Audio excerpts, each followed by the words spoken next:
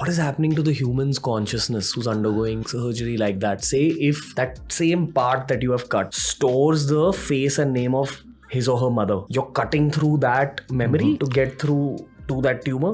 Everything you go through, it's not just whether memory is stored there or not. You may be going through an area that is connecting A and B. When you cut through that, possible that you may lose some aspects of your memory, some aspects of, you could. I mean, not always. And you never know because, the main memory will continue. People after tumor surgery are living normal lives and everything else. But we don't know what they've lost inside. Do they know what they've lost inside? Probably Even not. They will not know. Because you don't know what you don't know. Then. Yeah, well, you don't know what you don't know. Elon Musk had autism as a kid, but this man is the richest man in the world today and he changed the way the world thinks. A minor version of autism is something called attention deficit hyperactive disorder. Some of these people could not get through college and school. They didn't choose not to, whether it's Bill Gates or Steve Jobs. They didn't graduate from college, but they had a brilliance that was different. Maybe it's the evolution of the human species. Exactly. It's our first episode with a surgeon, a brain surgeon to be precise. This is Dr. Alok Sharma. I think this episode will appeal to everyone who's into any of our health-based conversations of TRS. This will appeal to you if you're fascinated by the world of biology, and it will definitely appeal to you if you're just someone like me who's all about accumulating further knowledge. He's a subject expert. So we didn't only speak about the brain or neuroplasticity or neuroscience. We also spoke about the near future of biohacking, everything from stem cells to genetic modification, and this one from one of the leaders of the medical fraternity in India. This is Dr. Alok Sharma on TRS.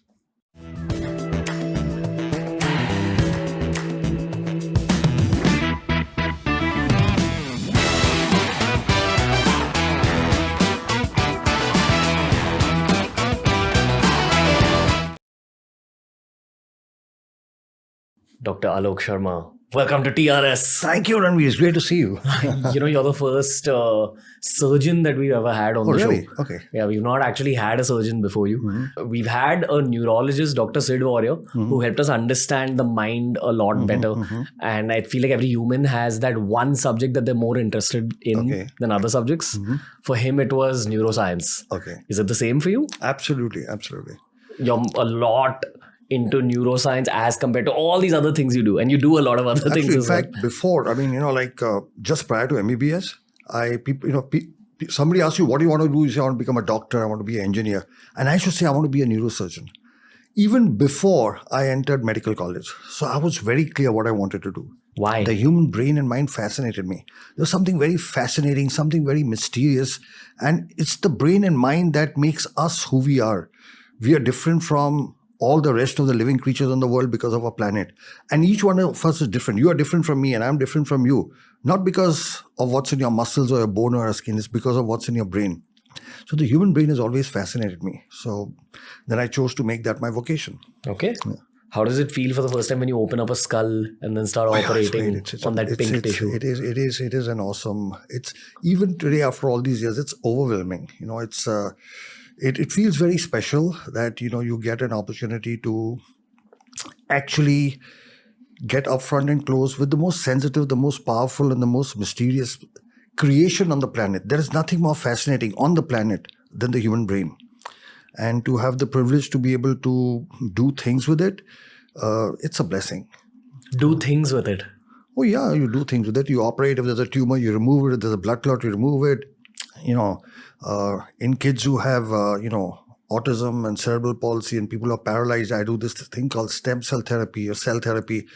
So it's, being able to modulate the brain and the mind. That's fascinating. It's something, no matter how much you do, you sort of never get over it. It's exciting. It's thrilling. Every day is a new day. Okay.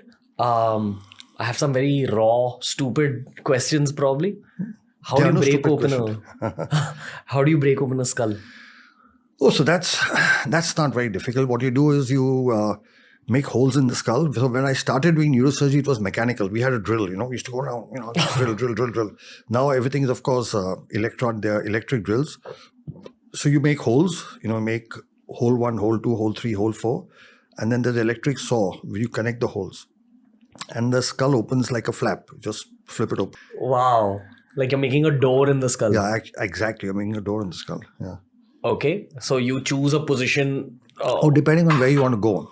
If it's a tumor you're doing, if the tumor's in the front of the brain on the right side, then you open the door above that, so on and so forth. So you have to open the door exactly where you want to work. What's the weirdest thing that's happened to you during a surgery? Weirdest? No, nothing weird. You can't have anything weird happening when you're dealing with the brain. Nothing weird can happen because everything is planned. You can't make any mistake. There's no scope for error there, So everything is planned, structured, and you go according to a method. So nothing really weird can happen. But the weirdest thing I have ever done, okay, and that's on record, it's published, is I've removed the largest amount of worms from the brain. And that's so big. My hand, I don't know if you can, this much.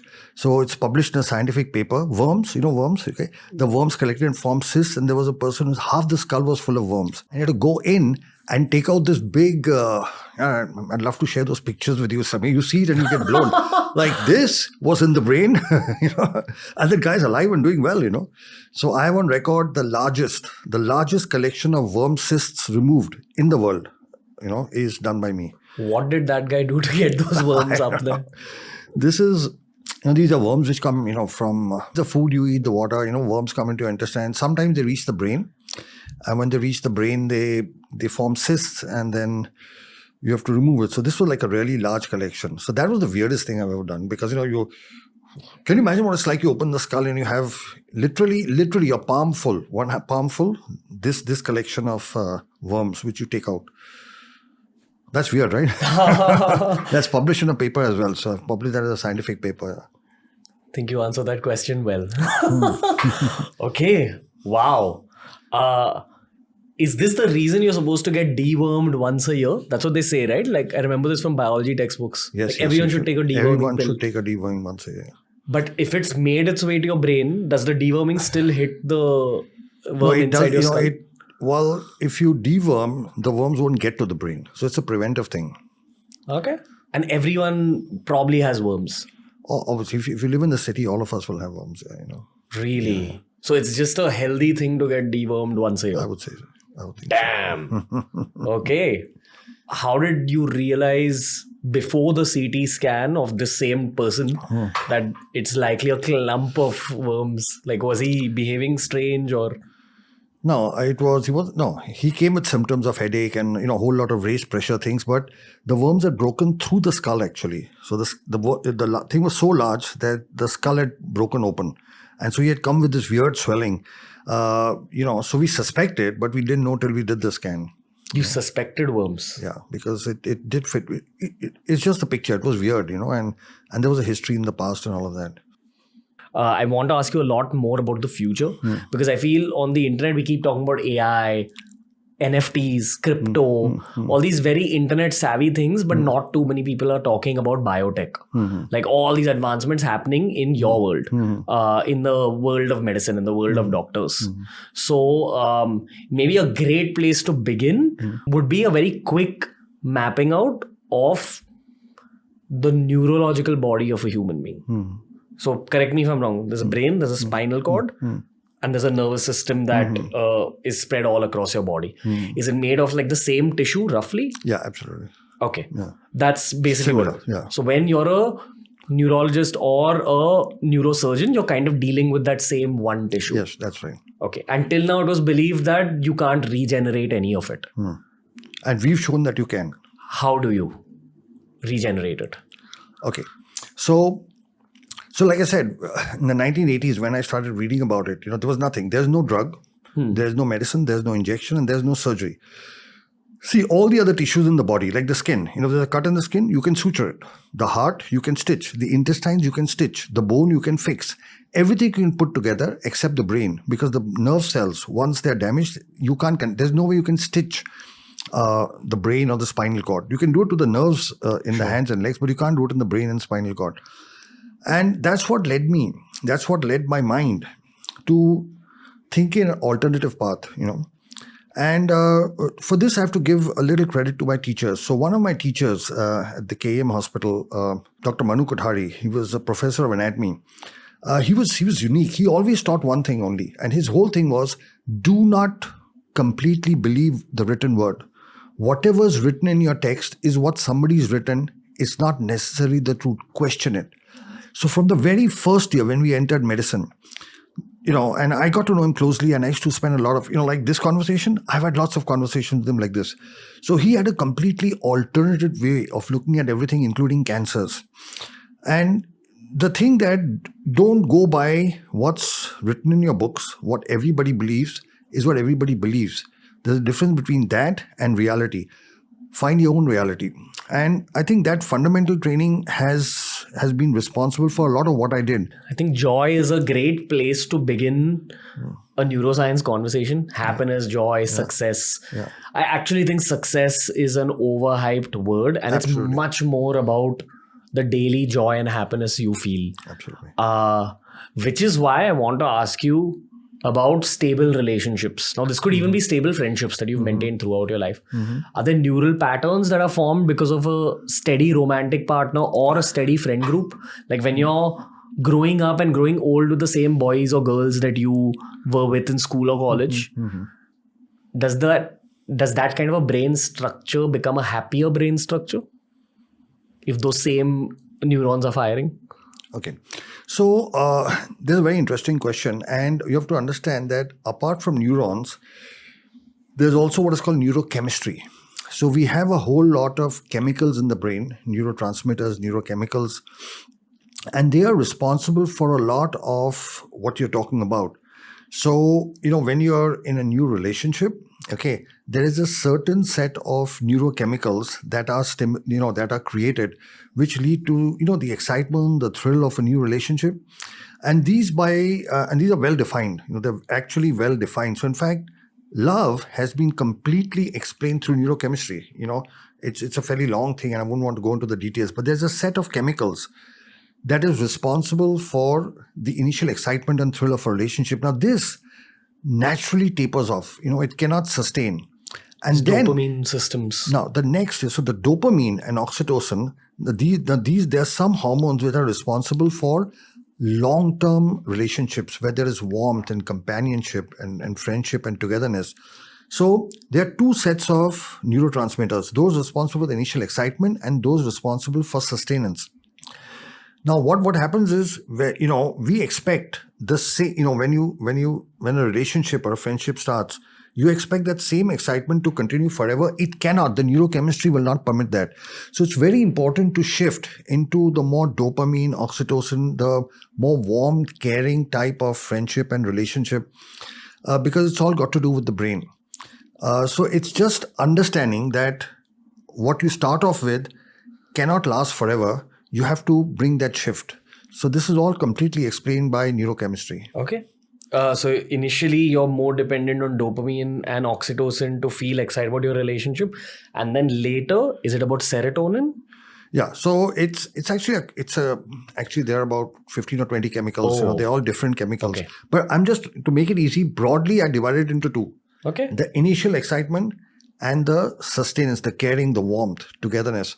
They are two separate sets when we understand that.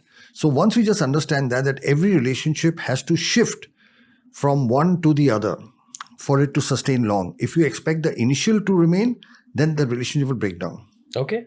Is there a difference in the structure of the brain or the working of the nervous system in someone who's been in a long-term relationship? No, not in the structure, but definitely in the neurochemistry. So definitely. They're happier people in general? Yeah, absolutely. Okay, that's the basic consensus. Yeah. So it's a balance between. Okay, so I'll explain to you the brain itself. There is what is called the higher brain. That's the cerebral cortex. That's the brain that's responsible for the thinking, the logic. That's the brain that makes us human. And then there is a brain inside the lower brain that is similar to the brains of animals, for example. Right. So if you take away our cerebral cortex, our brain is very similar to that of a horse or a dog or a cat. So we call it a hot brain and a cold brain. The hot brain is the impulsive brain. So hunger, thirst, sex, anger, all that comes from lower. And there's a higher brain that tells you what is good, bad, right, wrong, what to do, consequences, and this. A lot of unhappiness comes because there is a mismatch between what these two brains want. Okay. Explain this more. For example, it is good to wake up. Your higher brain will tell you it is good to wake up early and do a morning walk and do yoga. Okay. Your lower brain will want you to sleep. You understand? So the lower brain is dependent. We call it the hot brain and the cold brain. The hot brain goes by instant gratification. The higher brain thinks of the long-term consequences. Animalistic lower brain versus humanized higher brain. Exactly, yeah. Now, these are two brains. They both are brains. They are both our brains. They are not different. But it's just that structure. So humans we have evolved from lower animals. Okay. I mean, life started, there were fishes, and then there were amphibians, and then reptiles, and then lower mammals, and then us. So our brains have also evolved. Okay. We are the only ones to have a higher cerebral cortex. The only ones. The capacity to think, the capacity to plan ahead, the capacity to execute. That's with us. But the lower brain is still the same. It's the instinctive brain, It's like, for example, some junk food is not good for you. Your higher brain tells you it's not good. Your lower brain is hungry, wants to eat it. Right? You may know that, a particular form of tobacco is not good, or a drink is not good, or too much drink is not good. But at that time, you just want it. So it's this mismatch between the two. And now, meditation, yoga, and all that is supposed to give control of the higher brain over the lower brain. That's the whole purpose. I don't believe that one should do that. I think what one needs is harmony. The lower brain is our brain as well. It's not a lower brain. It's actually situated lower. It's not actually a lower brain. But yes, it is very similar to the brains of animals. So one needs to, once you understand that you have these two, now you can bring about balance. You can actually make judgments knowing what is controlling you. What is the call to action here for a college student who's thinking of their lower brain and higher brain? Is it to meditate? No, it is to have so again, I'm going to keep repeating. Once you have a clear idea about what is it that you want to do, then your higher brain there's a balance between the two. Okay. So if you know that you have to study to do well in an exam, now doing well in your exam, I'm just using that as an example. If it is important enough, your higher brain will automatically overrule the lower brain. When your lower brain wants to sleep more, and your higher brain says, get up and study. Okay. If what the higher brain wants is important enough, it will automatically override the lower brain. So in other words, having something important in your life to do. I mean, if you can't, it's difficult to, today's kid, you can't tell them sit and meditate. Nobody wants to meditate. Okay. There's a quote I read once that helped me a lot to stay disciplined through my fitness journey or my meditation journey or my business career. It's a simple quote that I think encapsulates exactly what you're saying, which is that, okay, the quote goes, discipline is choosing between what you want now and what you want the most. Exactly. Very same true. Thought? Absolutely same thought. And there's a neuroscience to it. What you want the most is the higher brain. What you want now is the lower brain. So there's a neuroscience to what you're saying. It's basically you reworking that same neural pathway. If you have a long-term goal, it's one neural path. Keep reworking it. Absolutely. And eventually discipline becomes easy because you realize, that's where I have to be anyway. Yes. So it's the actual neurological life hack for a happy life. Absolutely. You got it right. You said it perfectly. I think that's what Gaur Gopal Das said about the core message of the Bhagavad Gita as well. He said that life is full of ups and downs, but your sense of purpose will get you through. Absolutely. Correct. Perfect. So what I'm talking about, having a definite chief aim in life, sense of purpose, but I'm trying to structure it more finitely. Sure. Just saying have a purpose is very generalized. And today's generation, like what purpose? I mean, but if it is definite, it could be anything. It could be trying to save the white horned rhinoceros in some African. It may be that, Sure. It may be trying to find a cure for cancer. It may be It may be anything, Okay. But it's got to mean something to you. Okay. Because then your higher brain takes charge. What does the brain look like when you cut open a skull? Oh, it's very soft. It's like cheesy, not cheesy. Sort of very soft, like a Scrambled sponge. egg. Yeah, okay. That describes it well. Burji. No, Soft not burji. really, but it's well structured. It's not pieces. It's like beautiful. It's not, it's not pieces. It's smooth, but it's soft. It's very soft. So when you have to go through it to reach tumors and all, it's very soft. You have to cut through the surface to reach Yeah, you tumor have to cut through sometimes. so you have to find an area where you don't do much damage, and you have to go through that and get to the tumor. What is happening to the human's consciousness who's undergoing like surgery like that? Say if that same part that you have cut stores the face and name of his or her mother. You're cutting through that memory to get through to that tumor. So we try to avoid areas which are what are called eloquent. There are some parts of the brain that we believe aren't that important. Okay, but you're right. Everything you go through, it's not just whether memory is stored there or not. You may be going through an area that is connecting A and B. Okay, and when you cut through that, it's possible that you may lose some of that. It's possible. Lose what? Some aspects of your memory, some aspects Wow. of you could. I mean, not always.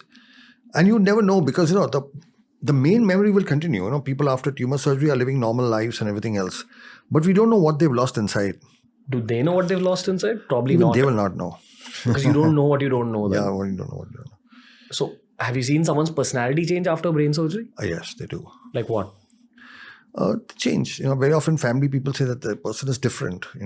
They just say they're different now. The person who is, especially we notice this after accidents. We have a lot of, because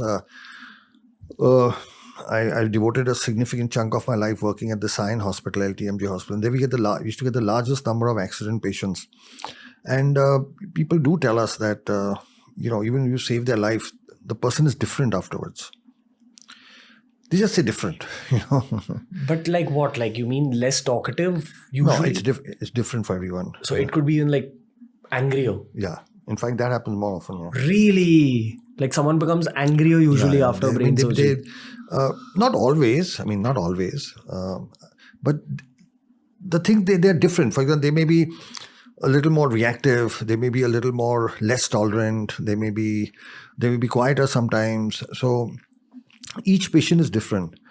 And, this has to be, but, as far as we are concerned, when somebody has a tumor that's going to kill them, you remove the tumor, you save their life. And as surgeons, we sort of, you saved your life, okay? And then, unfortunately, overall, our medical system is not structured to go into these aspects.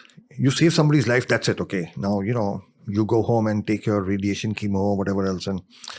But these things do happen. And conversely, pre-surgery, when someone's just starting to develop a brain tumor, what effect does it have on that person's mind? It depends on which part of the brain. So we have a frontal. There's something called the frontal lobe. We have a parietal lobe. We have an occipital lobe. We have different lobes of the brain. Each lobe has got different functions. So depending on where the tumor is, people will have different symptoms. Like maybe your hearing goes away, your eyesight goes away exactly. suddenly. So we have a tumor at the small part of the brain called acoustic neuroma. So there the hearing goes away first. And if your tumor is in the front part of the brain, then it'll affect your personality, Like what's the worst case of personality switches you've seen because of a tumor?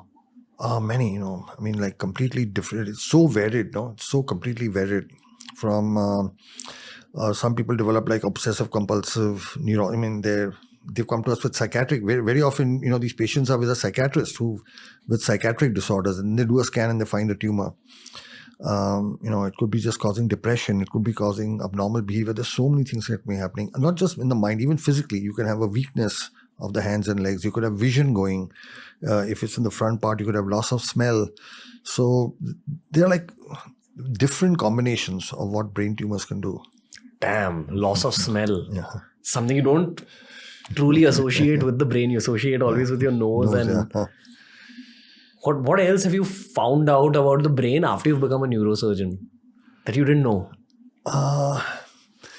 That the brain has tremendous, it has got plasticity, It can change. It can change. So we've seen people with severe damage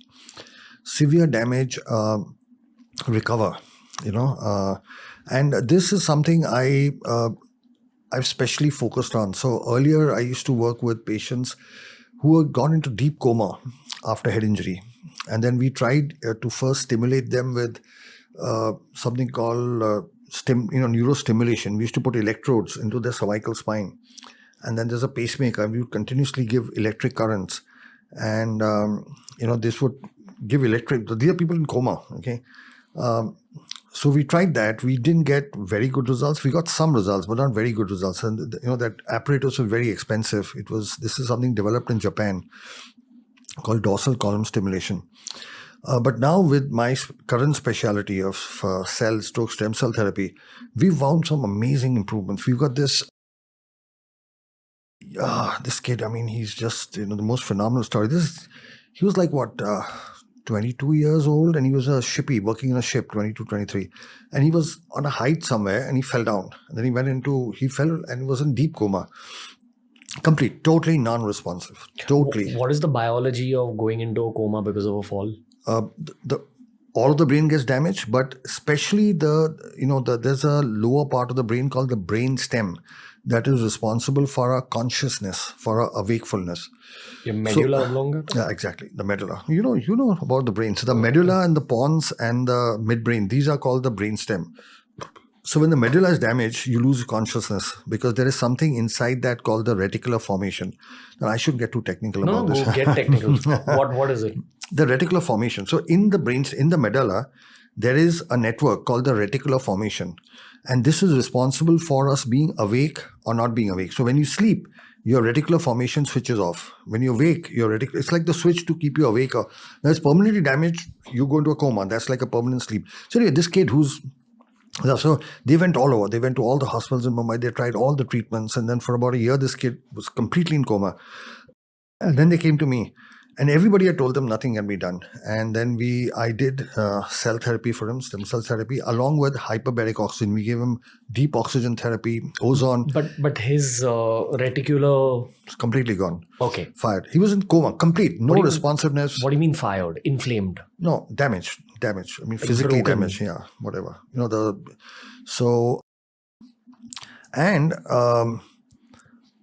We worked, and of course, I have to give credit to his father and uncle. There are two people who gave up everything. This kid is from Lucknow, and he came to us, and day and night they worked on him.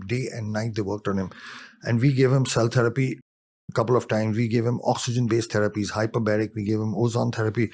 We did a lot of physiotherapy. And over a period of almost a year, this guy has become fully conscious now. He's fully conscious. He's talking. He's reading. He's, ambulatory.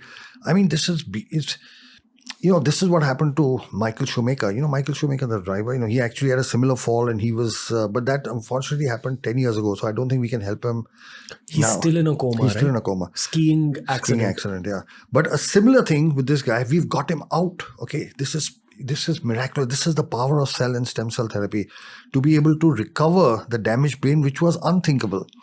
And the story sometimes you actually do a story on just their life. I mean, this is a story of grit, determination, not giving up. The whole world tells you you cannot save your son, but you do not give up. And then they found us. After some time, their company stopped. The treatment was to be paid by the shipping company, and they stopped paying. And but we continued to treat him. We said, okay, doesn't matter. We'll not take anything from you, but I'm going to make this guy, get back. And he is today. If you, yesterday they sent me a video of him, sitting up and talking and everything else. So it's what was earlier believed to be impossible is now possible using cell therapy. What did he say first when he woke up? He woke up over a period of time. Okay, he woke up. He didn't wake up like one fine day. Okay, he woke up over a period of time. But now he has a full conversation. He knows me by name. He talks to me. He asks questions. He wants, because over the years, his hands and legs, everything have got very tight. And so he wants to know when he'll be able to walk. And, he asked me those kind of intelligent questions. So what did he make of the time span that went by? Oh, he doesn't remember that. Yeah. So does he remember the fall? No, he doesn't remember. No. He doesn't. That part is gone. Imagine just waking up one day. You don't even know what's happened to you. And your arms and but legs. he knows. So interestingly, when I talk about his future, what he wants to do, I actually asked him, do you want to go back to the ship? He clearly said, I do not want to go back to the ship. So he knows something happened on the ship. He was on the ship when he fell. So he reacts very strongly to it. No, I do not want to go back on the ship. That means he remembers the ship and something went wrong. He doesn't remember anything in between that. Wow. Okay. Are you working him up to being exactly what he was? Yes, he will be. He's Exactly. almost like 70% there, and he's going to get back to what he was before. Yeah. Let's take a deep dive into stem cells. Yeah. From literally the 101 till whatever it is in 2023, up till what it's going to become in 10 years' time. I think only 1 or 2 people on this show out of 500 episodes have ever even brought it up. Chris Gethin, who's a world-renowned trainer, brought it up because he said that all his inflammation on his tennis elbows, shoulders went down because you take stem cells and you inject it into those joints. And then there's a treatment that follows over the course of 1 or 2 days. And eventually that joint heals. A lot of my friends, even myself, like I've been weight training for a while, you do end up getting inflamed joints. So I know that that's one of the most basic applications. And the only other thing I know about stem cells is that, again, please correct me if I'm wrong, they're found in babies' umbilical cords, and I believe they're found in your bone marrow. That's right. Am I right? Absolutely. You extract them from your own bone marrow. Stem cells are the cells that can become any other cell in your human body. Very accurate. Yeah. It can also become a nerve cell. Absolutely. But you guys have only figured out how to turn it into a nerve cell in the last 5 to 10 years. Yes. Longer than that. Yeah, okay. But I mean, like application wise, probably in the last 5 to 10 years, which is why I said the Michael Schumacher thing. Anyway, so you extract it out of your bone marrow, and then I don't know what happens. I don't know what happens in your lab. The story of stem cells is fascinating. Okay, it's not just what's happening now; it's what the future is going to be. All right. When I was a medical student, what I'm already doing now would come under science fiction then. If in the 1980s we spoke about this, it would be pure science fiction. But it's happening. So what exactly are stem cells? Now, in the world of medicine, we have 2 broad treatment interventions. We have drugs, medicines, pills, injections, okay? And we have surgery. You go, you cut, remove something, suture. So there's medicine, there's surgery.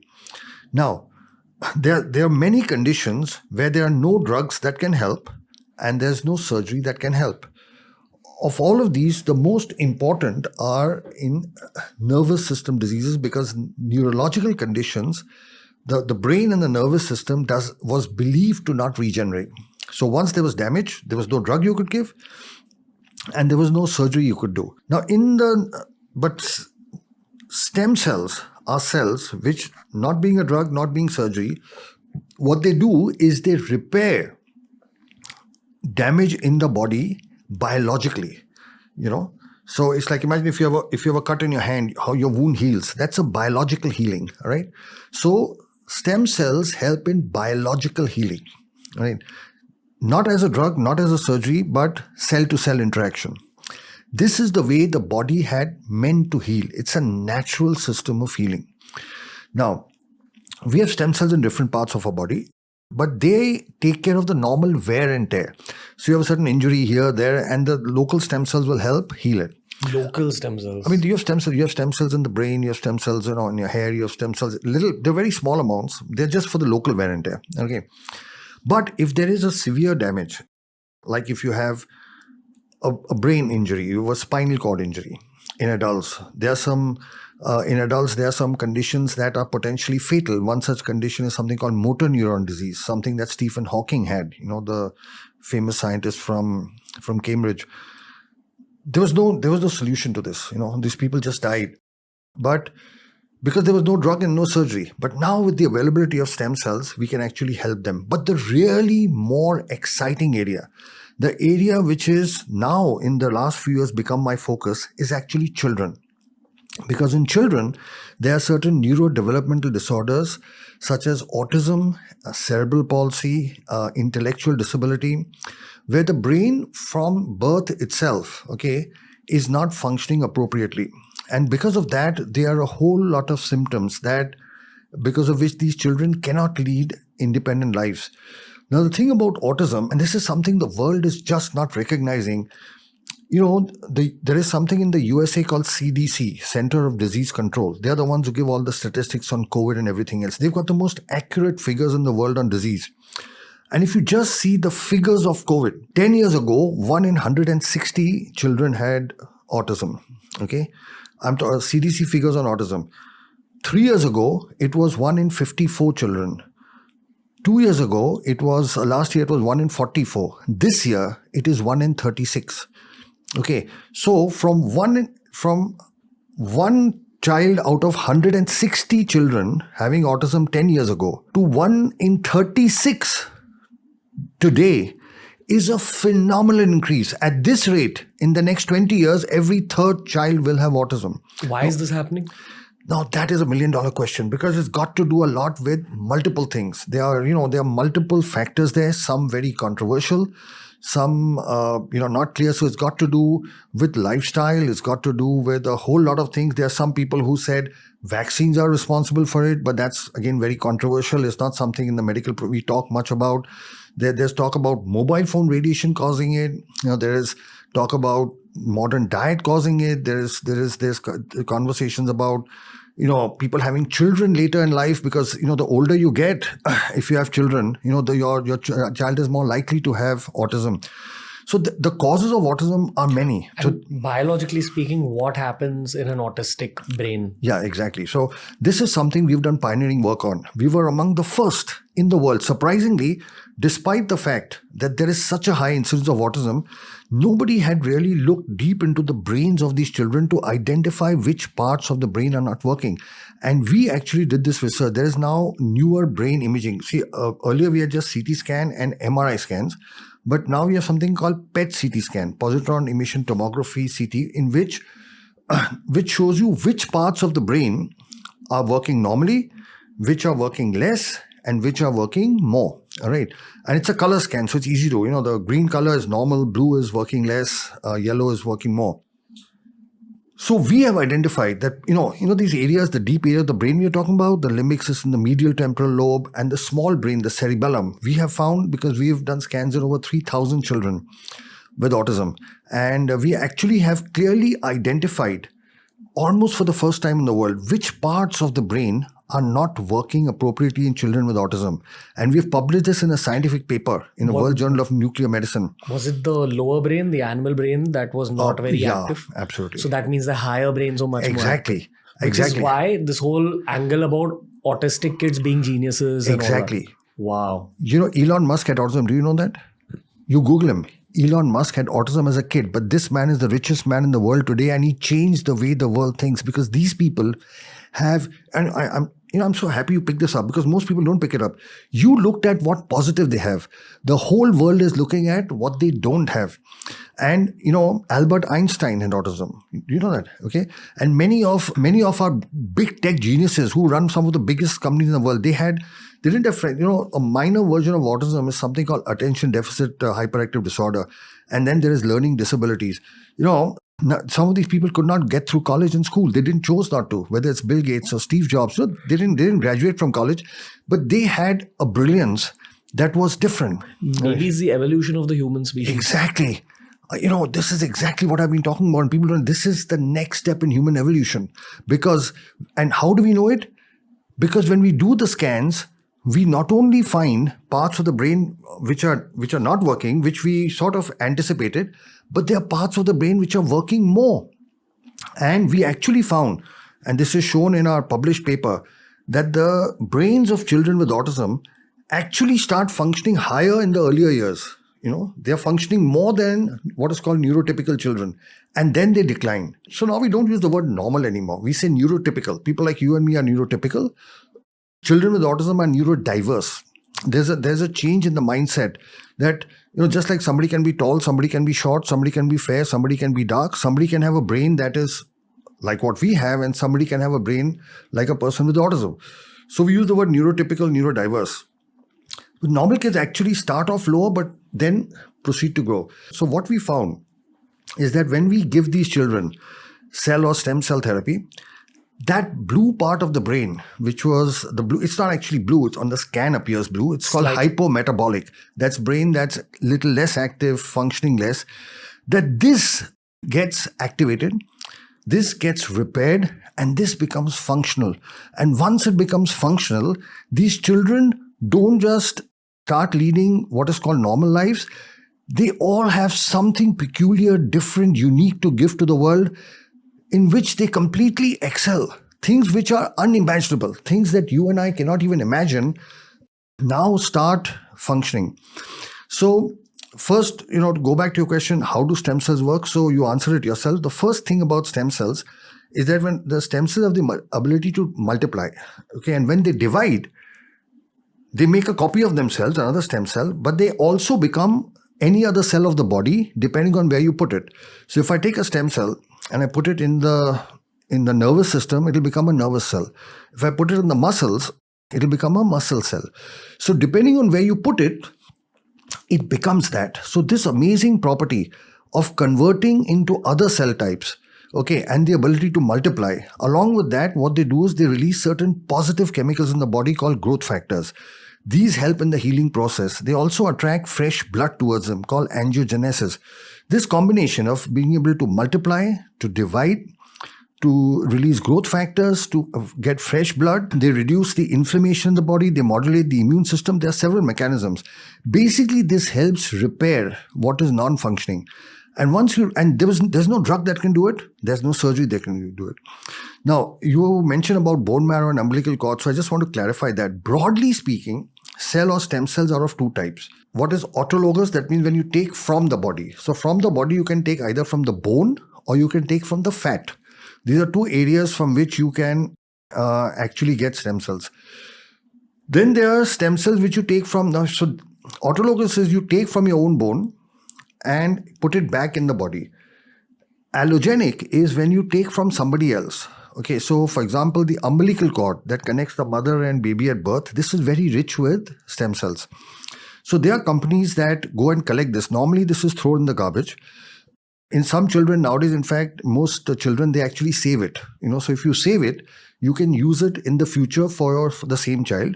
But there are other companies that collect it from everywhere and they package it, and it's available as a package sort of umbilical cord thing. So this is somebody else's cells and then your own cells. Now, we don't use the package umbilical cord because I believe your own cells are much better than somebody else's cells. For your body. For your body. Because one, they're your own cells, so body will accept it. Two, it's fresh. There's no preservative. You just take, what we do is we take from the bone marrow, we filter it, we run it through machines called centrifuges, isolate the stem cells, and within a few hours put it back. Whereas those are preserved, they belong to somebody else, they are cryo or frozen, and they add a preservative. So if I ask you, which is better? Take an orange and make fresh orange juice, or have a canned orange juice? A fresh orange juice is better. So that's the difference between umbilical cord and what we do. That is autologous. Now, the thing about autism is that once you repair, and the other thing, very important, what we do autologous, we can inject it in the spinal fluid. So, our brain, it continues down as the spinal cord. And surrounding the brain, there is a fluid called cerebrospinal fluid. It's a fluid that circulates, it's continuously circulating. So what we do is with a little needle prick, we inject it into the lower back, into the fluid, because this fluid carries it to the brain. And when it goes to the brain, the part of the brain that's not functioning properly or that's damaged, it pulls the stem cells towards it. Automatically. The normal brain doesn't. It's like, let's say you are hungry and I've just had food and, somebody comes here with food. What's going to happen? You're going to make a grab for it. I'm full, I won't take it. So the body is like that. The body tissues, they're not greedy. The parts that don't want it will not pull the stem cells, but the damaged parts will. And there's a lot of research to show that the stem cells home in to the damaged area actually has the stem cells come to them. So we inject it in the spinal fluid so it goes directly to the brain. Now, the umbilical cord cells, because they have a preservative, you cannot inject it in the spinal fluid. You have to give it intravenously like an injection. Now, when you do that, it goes from there to the heart, then to the lungs, from the lungs back to the heart, and then the heart sends it to the brain. So there's a long journey. In fact, a lot of these stem cells get trapped in the lungs. So for the first time in medical history, there is now a solution for autism, which is affecting 1 out of 36 children in America. In India, the figures are about 1 in 100, but I think that's because we aren't picking up enough. I mean, the documentation is not so solid and concrete. Actually, I think the incidence is much more. Why do you think it's much more? No, Much official more than than India. Okay. No. The official figures for India is 1 in 100. Official figures for America is 1 in 36. I think because they document more properly. Here, a lot of kids in the villages and all that, it will not get diagnosed. Sure. Now, what is a matter of great pride for me, like serious pride, is that the world's first scientific PubMed index paper on the role of cell therapy in autism is published by us. Okay, the world's first paper. The second paper came from China, the third from Italy, the fourth and fifth came from Duke University, America. Now, that is something nobody can take away. There can only be one person who climbs Mount Everest first, or one person who lands on the moon first. Everybody else follows. So now all the papers on cell therapy or stem cell therapy in autism have to cite us because we are the first to publish. And when I say the world's first paper, I never say I published the world's first paper, although I'm saying it to you. I always say the world's first paper on cell therapy in autism came from India. That is a matter of pride for me, that our country published the world's first paper on something new and completely innovative. After that, we have a total of 15 other papers on cell therapy in autism. And our second one after that was published in a very prestigious journal. All are published in very prestigious journals. And we have a total of 106 scientific papers, which is the largest in the world. So this is an area where our country is leading the way, not just me. Is our it true country. that a lot of foreigners actually come to India for stem cell Yes, treatment? I have treated patients from 75 different countries. 75. Do they basically come here because it's more budget friendly here? They're coming because it's not available there. Our results are better. And also because, of course, it is more budget friendly, but you have to understand, people travel 20 hours. I get patients every week. I get patients coming from America and Australia, from England. They fly 15, 20 hours to come here. Okay. So firstly, this treatment is not available everywhere else. It's not available as free, the way it is here, because a lot of the Western world hasn't accepted. Why? Okay. So there's a long story behind it. What happened is that in around 2001, President George Bush, he had banned embryonic stem cells. So, to explain to you, we do from the bone marrow, but you can also get stem cells from the embryo. You have test tube babies, you have IVF, you should be familiar with IVF. So in that, you have what is called spare embryos. Okay, so you can actually make stem cells from that as well. Now, as you're aware, the Roman Catholic Church doesn't permit abortion or family planning. In fact, in America, there's a law, the Supreme Court actually, passed something on abortion. So abortion in many states is not allowed. That is because the Christian thinking is life starts at conception. When the sperm and egg come together, life starts. So anything you do after that, you're killing a living person. So that's the whole family planning abortion debate in the Western world. George Bush had banned federal funding. He said the government will not pay for research for embryonic stem cell. But people's hearing is, what people remember, George Bush banned stem cells. He didn't ban stem cells. He banned federal funding. He said government will not pay for research for embryonic stem cells. Again, what most people don't remember is when Obama became president, one of his earliest executive decisions was to lift that ban. Okay. Now, we are not using that. Okay. That is like, the whole mistake, the whole mess is right now, it's like beverages. Beverages has got alcohol, it's got canned juice, Pepsi, Coke, etc. And it's got homemade orange juice. They're all beverages. And what you're doing is you're taking something for alcohol and implying it for homemade orange juice. There's no connection. That's the mistake there.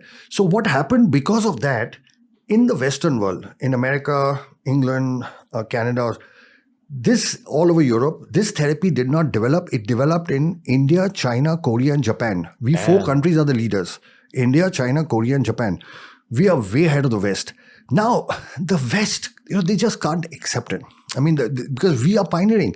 I've done close to 13,000 patients already in the last 15 years.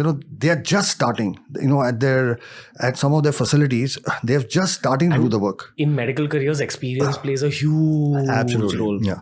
So that is happening. And the problem is not just that they aren't doing it. Our own doctors, we have what I call, and I say it openly, normally, we have what is called a colonial hangover. So when somebody with a white skin, an attack from Harvard, Stanford, Oxford comes and says, well, everybody's blah, blah, blah, blah, they are praising him, doing the arti, But when the same thing comes from Asia or India, they don't have the same respect for it. So I call it colonial hangover. It really is like that.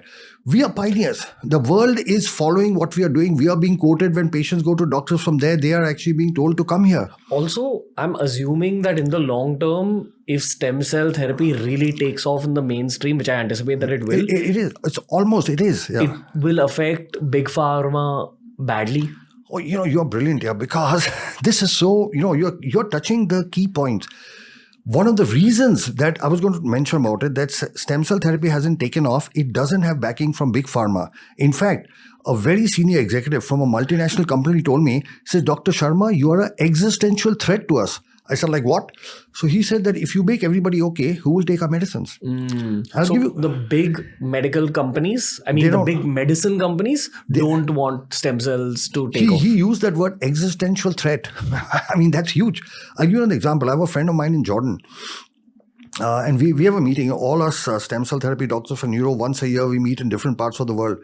And 3 years ago we met in America, and he was actually standing on the stage in front of hundreds of us, and actually big, tall, tough guy, and he was in tears. You know the story he told us? This guy was using stem cells to reverse diabetes. And I've been to Jordan, I've met his patients. He completely reversed diabetes. Completely. Okay. People on insulin, all off. He said it publicly in front of all of us, that he was threatened by the companies manufacturing insulin, because it's $1 trillion, not directly, but via. And he was told, either you stop your work on diabetes, we'll let you continue your other work, or we'll shut you down completely. And he said, I had to shut down. Okay. Now he's saying this publicly, all right? Because that insulin is $1 trillion industry. They cannot have that be replaced. So here is somebody from Jordan telling me that he had to stop his work on stem cells and diabetes because, I'm not being, threatened like that, but yes, I have been attacked. Really? I've been seriously attacked. They've made so much effort. In fact, 400, I'm saying it publicly, 400 people in this field, in the field of autism, have got together. And I'm not saying it, they gave an article in Times of India saying we have 400 signatories. They're opposed to this work. Why? Because there's an entire economy that sustains on these kids never getting okay. Let's say you're running a rehabilitation center, and these kids are coming, a child cannot talk. He comes to you for a lifetime of speech therapy. I treat him, he starts talking, he stops coming to you. So your business is directly affected. So there's this very strong lobby that is making all out attempts to shut me down. Okay. But we got our results, and they made attempts. They were unsuccessful. And who stood by us? Our patients. When people made these attempts, our patients stood up. They signed petition. They went on petition.org. They wrote to the Prime Minister, Health Minister, and Commissioner, and it was flooded with support for us. So eventually what matters is people. If the parents of children who have improved are standing up and talking for us, that's real, okay? Because no parent is going to support something that has not worked for his child. Whenever you do anything innovative, whenever you do anything different, you challenge the status quo. There is an established business model of people who are sustaining on something not happening. Okay, when you threaten that, they are going to rise up and speak about you. And the real pity is that all these people, none of these people, they should come in. If you say you're working in this field, and there are people coming from all over the world here, they've not even once come and asked me, okay, to share our results, talk to us, speak to us. In fact, at least you should be wanting to learn and know what is going on. No, there's just an opposition. So anything new that anybody does, there will be resistance. There will be opposition. People will try to shut you down, but you just have to believe. You have to believe in yourself, to believe in your work. And most important, you have to, it's the people who are improving that become your support and your structure. So we have completely changed the thinking in the field of autism and neurodevelopmental disorders, from nothing can be done to the fact that we can almost not just completely reverse it, but when you reverse it, these kids not just go back to independence, you start seeing the special abilities in them. So this special abilities thing is something I want to deep dive in, but first I want to put forward a hypothesis and correct me if I'm wrong medically. You spoke about how traditionally speaking, when a child is autistic, initially in his or her life, the growth of the brain and the functioning of the brain is greater than the average kid. And then there's like a dip. Yes. That's the traditional way that things work. Do you think that dip could be happening because of the medication given to the kid? That could be medications. There are lots of theories about it. It could be lifestyle, diet, stresses. There are a million causes as to why. There are some people talk of genetics. A small percentage, 15 to 20% kids, Okay. there's a genetic background, but a majority of it is lifestyle. Sometimes it's during the birth process. Like, if the birth, that's why the role of gynecologist is just so important, because if there's a little hypoxia, less of oxygen to the brain of the child when the child is being delivered, that can cause the kind of brain damage that we are seeing now in autism. So there could be many reasons. What about the special abilities, especially with the kids you've treated, where you've got someone so-called out of autism, Yeah. or you've just enhanced their actual abilities? What are the special abilities you saw? Okay, so there are so many of them. I want to talk. So there's this young little girl from Bangalore, and she was quite severe. Okay, she didn't have speech. She was not going to a normal school, but her mom realized early on that she's a wizard with numbers. Okay, special ability with numbers. And then, of course, she took stem cell therapy, and after taking that, she started improving. And then the mother gave her special coaching in maths. Right. Now, this kid is so brilliant, she does engineering level math. She does math that is, she's just 7 years old, okay? She will do the tan, cos, all that complicated stuff, and she does it brilliantly. But most important, and you're not going to believe this. You will not believe this till you actually see it, okay? When the mom told me this is happening, I didn't believe it. It's only when the child was in front of me, and some 25 times I tested. This child has the ability. You think of any number. She'll tell you what you thought. But this is only for numbers. It's not for colors. I mean, if you name a color, animal, she won't. But for numbers, she has the ability to read your mind. Now, she has a great ability in math. Okay, it's a beyond Einsteinian ability for math. Now you can't explain this. How do you explain a child who can read? You just think of a number. Then I thought maybe sometimes you wonder whether you thought the same. Then the mother, you write it down so that you can cross-check that it was the same. It's the same every time, right? So this is just one example. Okay, we have other examples. I have this child from the Maldives who, again, not going to school, no speech, and this, he took cell therapy, started improving, and the father noticed that this child is a wizard. He just loves space, planets. Okay, he has no normal conversation. He can't do regular stuff, but you talk to him about Mars, Saturn, and something happens to him. Okay, this guy is in his element. And so the father did something interesting. He got an entire library of books on space and started reading with them. And today this child has not only improved completely. Okay, he's now he's in the second standard. He was not going to school. Now he's in the second standard and topping the entire class, not just his class, the whole second standard, all the divisions. He's standing first and is a wizard with numbers. You tell him, 10 raised to 8, and before you can do it on a calculator, this guy will have told you. They've got amazing, they're called savant-like mathematical abilities, stuff that you can't even imagine. Then we have dozens and dozens of kids who've got this mind-blowing ability. You tell them any date in the future, they'll tell you what day it is. Okay, you will say, 4th July 2050, and in a second they'll tell you it's Wednesday or Thursday. And it's so mind-blowing how they do it. Yeah, it is so completely mind-blowing how you do it. We had a kid who was from England, and the kid had no speech, zero speech. After doing the cell therapy, the mother, they were from a Muslim background, and she would give her the Quran on a YouTube channel. This kid came back to us after 6 months. He could recite, and you're not going to believe this, the entire Holy Quran by heart without looking into it. And I said, where do these kids get it? So it was there inside. I mean, I can go on endlessly. We have a kid over here who had this amazing ability with chemicals, and his father sort of figured out that he could. And he first gave him a little kit, and then he made a workshop. And today this guy has a factory, making 40,000 later. There's something he does with some methyl something, and creates a chemical which has got commercial value. He's 11 years old. Okay, he's a millionaire. He's running a chemical factory.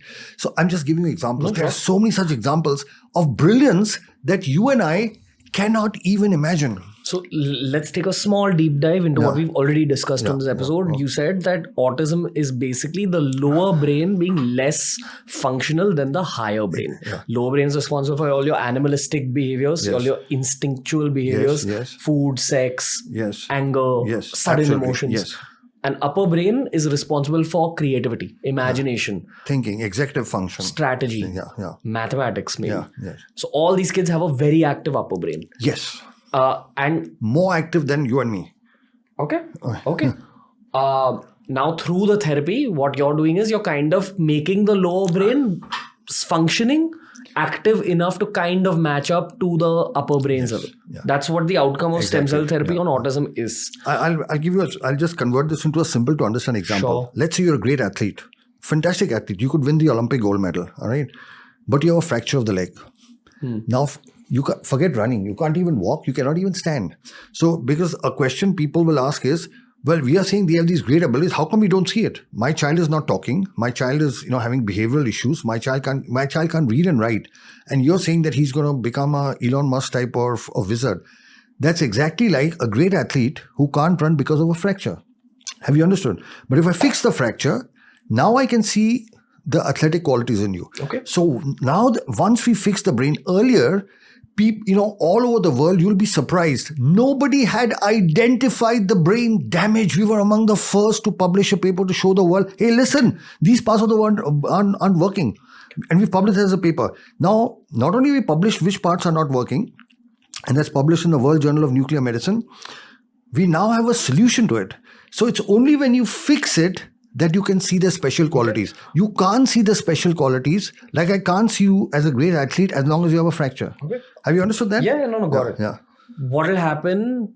Okay, firstly, I want to just confirm this thought with you. Yeah. Autism is kind of a spectrum, right? Yeah, it's called autism spectrum disorder. Yeah. So if you're very high up on the spectrum, you have a severe case of autism. Yes. As is the case with most of the kids you treated, I'm assuming. But lower versions of that would be ADHD, which you also see a lot. Yes. Yeah. Then there's learning disability. Then there is, dyslexia. Yeah, exactly. Now, you're saying probably Elon Musk was also on this spectrum, on a lower part of it. He actually says it. He talks about it openly. Yeah. What if we give him the same therapy you're giving the kids? What will happen to his brain? So right now it's of course too late, but had we given it when he was young, we might have seen something completely more different there. Okay. Because this works. See, the thing about our therapy, that's the other thing we found, that it works best when you give it early. So we found our best results are below 5, when you give it below 5. The next best results are before puberty. Once puberty kicks in, then we find there's still results, but they are lesser. Okay. So it's called early intervention because this is about neuroplasticity that we are talking about. The child's brain is more plastic. So, when you give cell therapy, you get better results.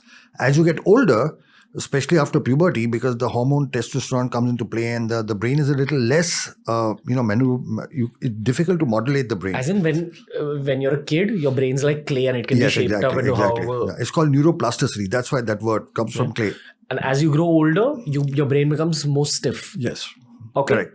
Okay. Yeah. Now, when you are actually fixing their problems when they're kids, is their upper brain also benefiting more? Yes. Because of just the lower brain being stronger? Yeah. No, you are, it's not benefiting more. You can see the effects of it more. Okay, I mean, it's not going to make a change there. But the stuff that you couldn't see, let's say there's a child a majority of autistic kids with autism can't talk. They can't speak. You can't see their brilliance, if they had a brilliance. Because then they're not able to express what's happening. It. Now, and that's because we've seen that the speech area, on our scans, we've clearly shown that the speech area is not functioning well. Once you can activate that and they start talking, now you can see their brilliance. Okay. I'm also assuming that going forward, the way science is going, probably in 20 years' time, will you be able to do a version of this on normal kids or on adults in general? Okay. What if you do it on normal kids now? Okay. So that's very interesting. So we've actually had parents come to us saying that, my child is 20th in class and I want my child to come first, so will you give our child stem cells? We actually had parents come to us. Now, we don't, because that is not correct, and I think that's misuse of technology. Just because you want your kid to stand first in class, you should not be giving stem cells. That is why we have criteria. So what we have, our work is governed by what is called an institutional ethics committee. This is in hospitals, we have, there's a process called, there's a committee of outside doctors, senior, it's got doctors, it's got lawyers, it's got social workers, it's got different people who actually, give you permission to do what you do. It's called oversight. Sure. And this committee is registered with the Ministry of Health in Delhi. So it's a formal thing. Now, so one of the criteria is that we cannot give we have chosen not to give stem cells to people whose brains are normal. That's why we do the scan called PET-CT scan. Why? Because this is misuse of technology. Okay, this technology is meant to help somebody whose brain is damaged. It's not meant for somebody whose brain is normal and you want to make it better. I mean, but can it? Yeah, it would, but it's not. I don't think that would be misuse of technology. You'd give rise to supervillains. Exactly. Yeah, we don't want to do that. Now you're trying to play God, and that's not good. Okay, we're here to help people who are, suffering, people with, limited facility. We want to help people in difficult situations. But we don't want to play to people's vanity. You want a child to come first. That's not fair. It's not fair to push your child into, because the child may have some other skills. Okay, you may not stand first in class. You may be 20, but you may be a great artist. You may be a great cricketer. You may have some other skills.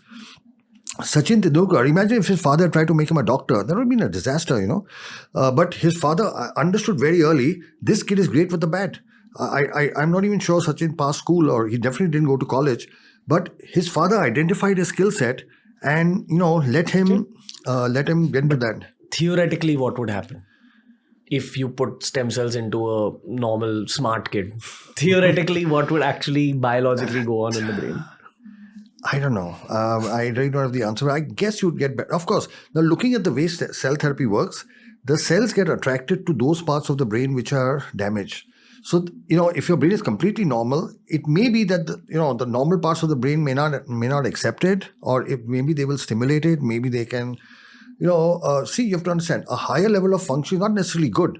You could become, because, you could develop a schizophrenia. You could develop, your mind could go completely, too much of anything is not good. Fair. Okay. So that's why you don't want to play around with that. Sure. So our principle is, but we've had people come to us where people actually come to us and say exactly this. I want my child to come first, give him stem cells. Yeah. Till this point, I was visualizing that whole Captain America scene, where he goes in as a skinny gun and comes out jacked. Yeah. So theoretically, yes, that's possible, but we wouldn't do it. I would not do it. I would not encourage it. And at this stage, especially when technology is new, I'm sure once it gets established, like every good thing gets misused, and there will be people who will find a way around this. So, damn. When that happens, that happens. Okay. How expensive is stem cell therapy? So it depends. Rupees. In rupees. So it varies. We have an entire range. For example, starting from the lower, we do it completely free for all orphan children. So any child who has no parents is done free of cost. All children from tribal areas, interior, we do it without cost. In Maharashtra, we have a particular sensitivity to drought-hit areas, where farmers come in. So we've identified areas. Everybody from there, we do it without cost. Then there's a next level of people who are, who can afford something. So there, it can be done in a couple of thousand, which are discounted rates. We have tie-ups with various trusts. There are all these trusts that help and support them. We have several foundations who help them. Then we have people who want, want a higher class of accommodation. They want deluxe rooms and they want suites. And then we have, patients who come from overseas who want a whole lot of fancy other things. Then it can go into lakhs, because there's a whole lot of other things that are being added, services that get added to it, and there's a stay, and there's a 2-week stay. So we have different options, a 1-week stay and a 2-week stay. There is such a range of costs that you can't put this thing to it. But I have one policy. No child should ever be deprived of this treatment because of money. So when I started my organization, NeuroGen, right from the beginning, we had a social worker. Private hospitals don't have social workers, but we had a social worker from day one, because we said we have to cater to every strata. That comes from having studied in a public, in KEM Hospital and GS Medical College, and working at the Sion Hospital.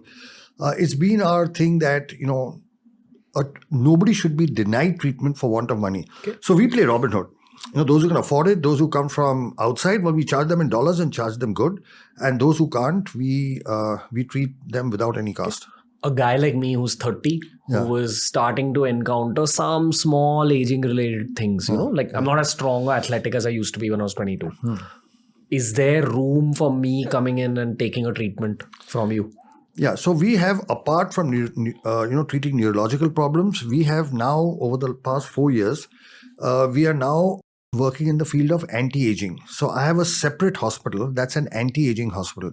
Do people mostly come with skin and hair related things? No. So this is different. So that is like a spa kind of, we don't do that. We do cellular anti-aging. So let me explain to you.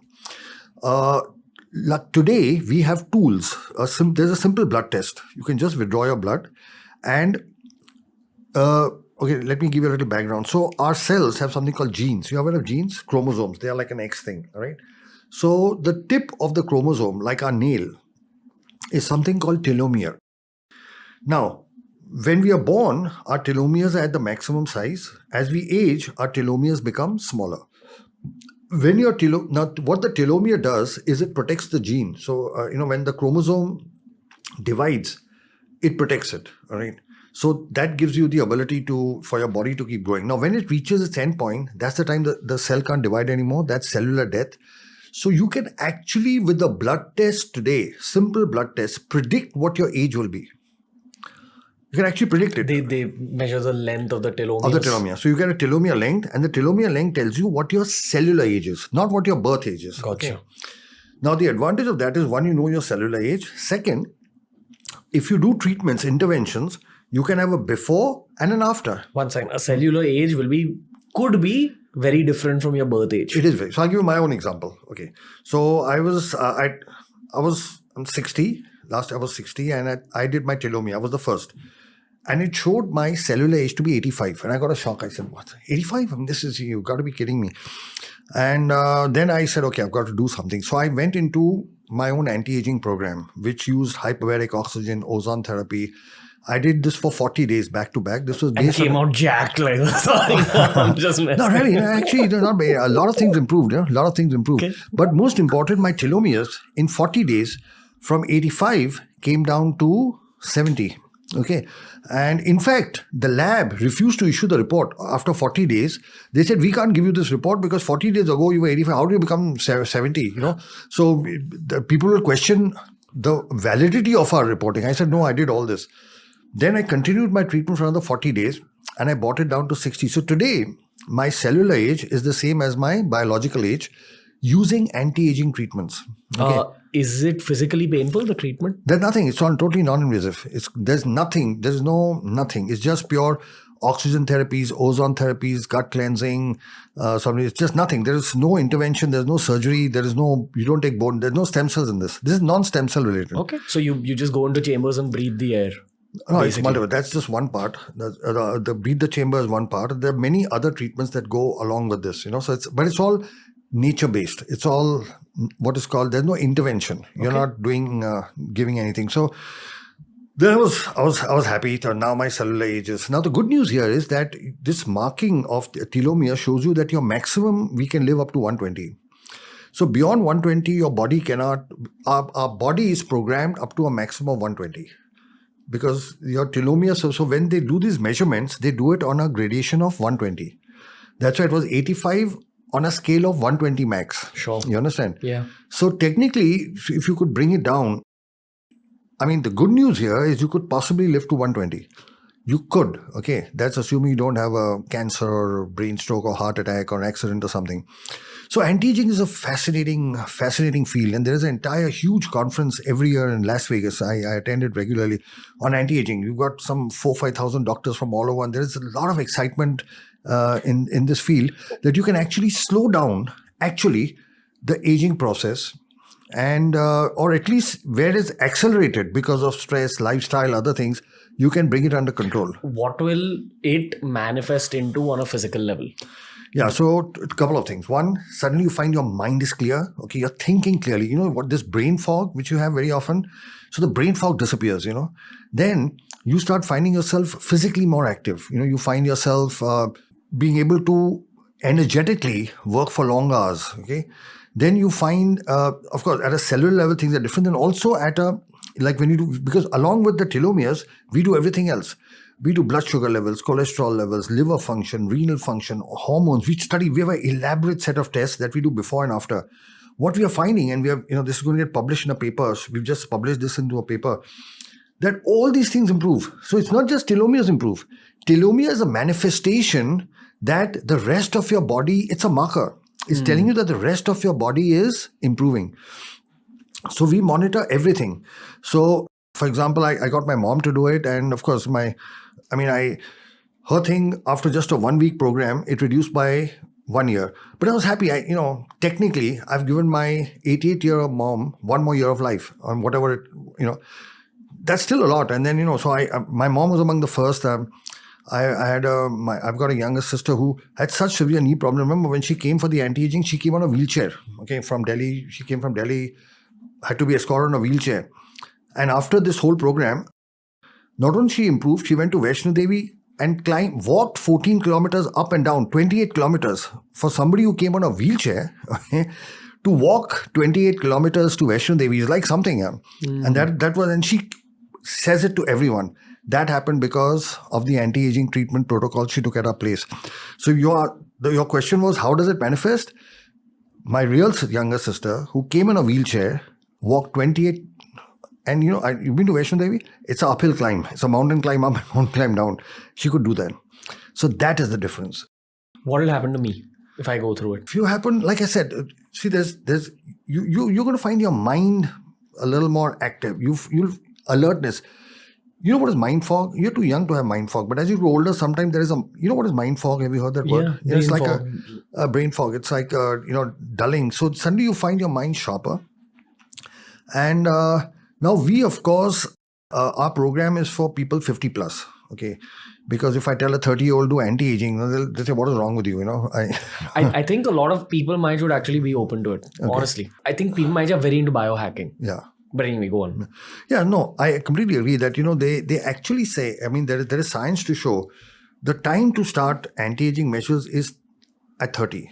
Because that's when, up to 30, your body is sort of peaking and then there is a slow decline, of course, depending on your lifestyle, diet, and a whole lot of other things. So that's the time to start doing this.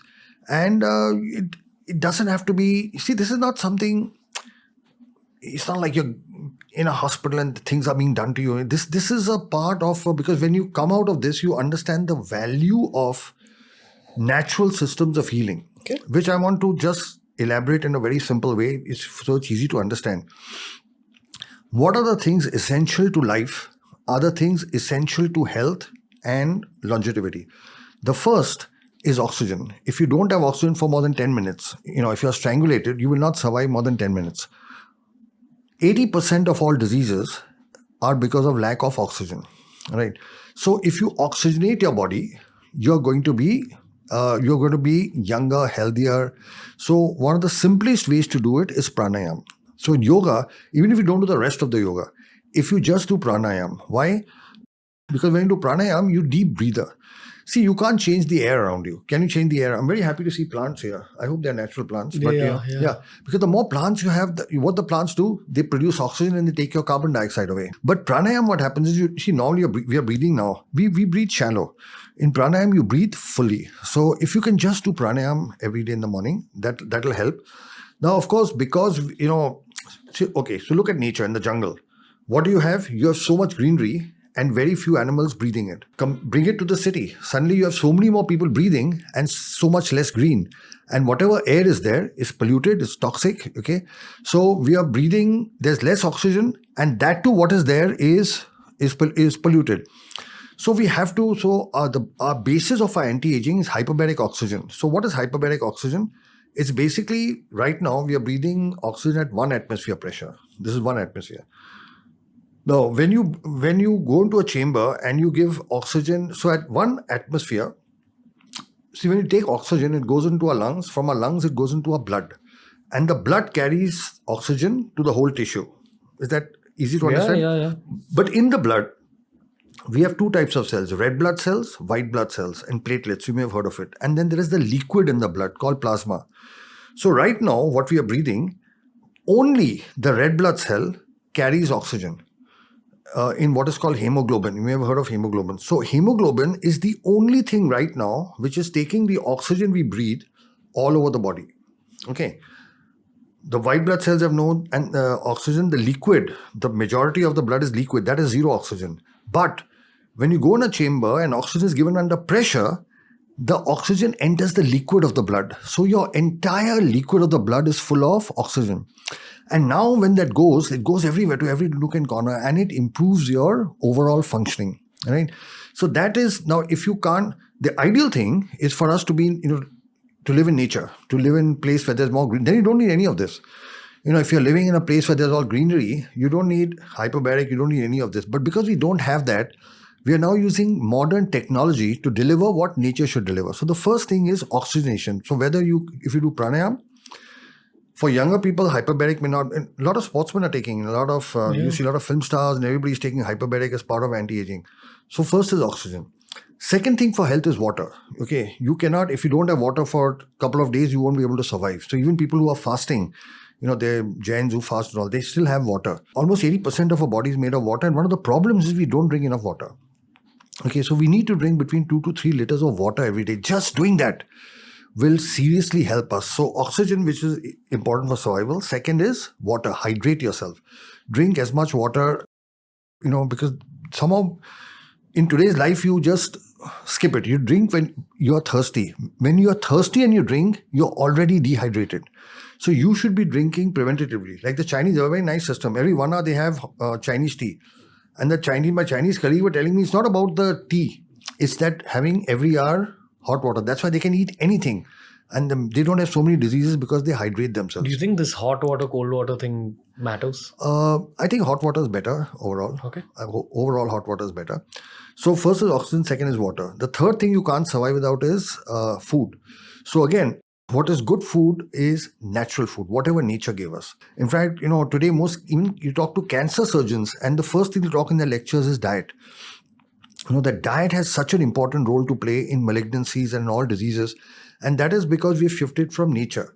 So you have to imagine life in a jungle, and here, what do animals eat? Natural. There's nothing cooked. So everything that we cook and eat causes problems because of whatever is added to it.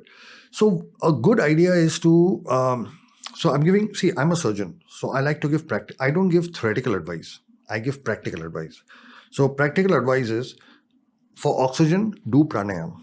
If you can, have as many plants as you can in your house. And if you can't do that, take hyperbaric oxygen. This is practical. Sure. Water, very simple. 2 to 3 liters of water. Measure it. See that you drink every day. Third, food. Now, if I tell you eat only natural food, then nobody's going to follow it. Who can eat only fruit salad? The natural food is fruits, vegetables, nuts. What a recommendation is to have at least 3 times a day to have natural food. And the rest of the time, have your regular cooked stuff. So just, like I in my breakfast will have only fruits and tea, and then it's not a good idea to mix cooked and uncooked. Actually, ideally, you should have them separate because the digestive pathways are separate. So if you have 3 natural meals a day, the rest you can have whatever you want, so long as reasonably healthy. So the next thing is to deliver all this to the body, the circulation. Okay, your body, the blood has to circulate for oxygen and food.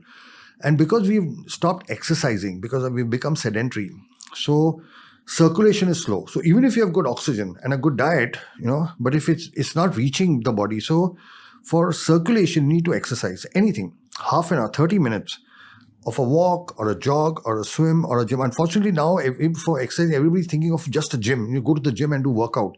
No, anything that keeps your circulation going. A simple walk is good enough. You could skip, you could dance. I mean, dancing is great.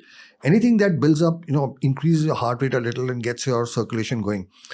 So next thing that's important is sleep, because sleep is the time of housekeeping, all right, both for the brain and the body. So a lot of our healing actually happens when we sleep.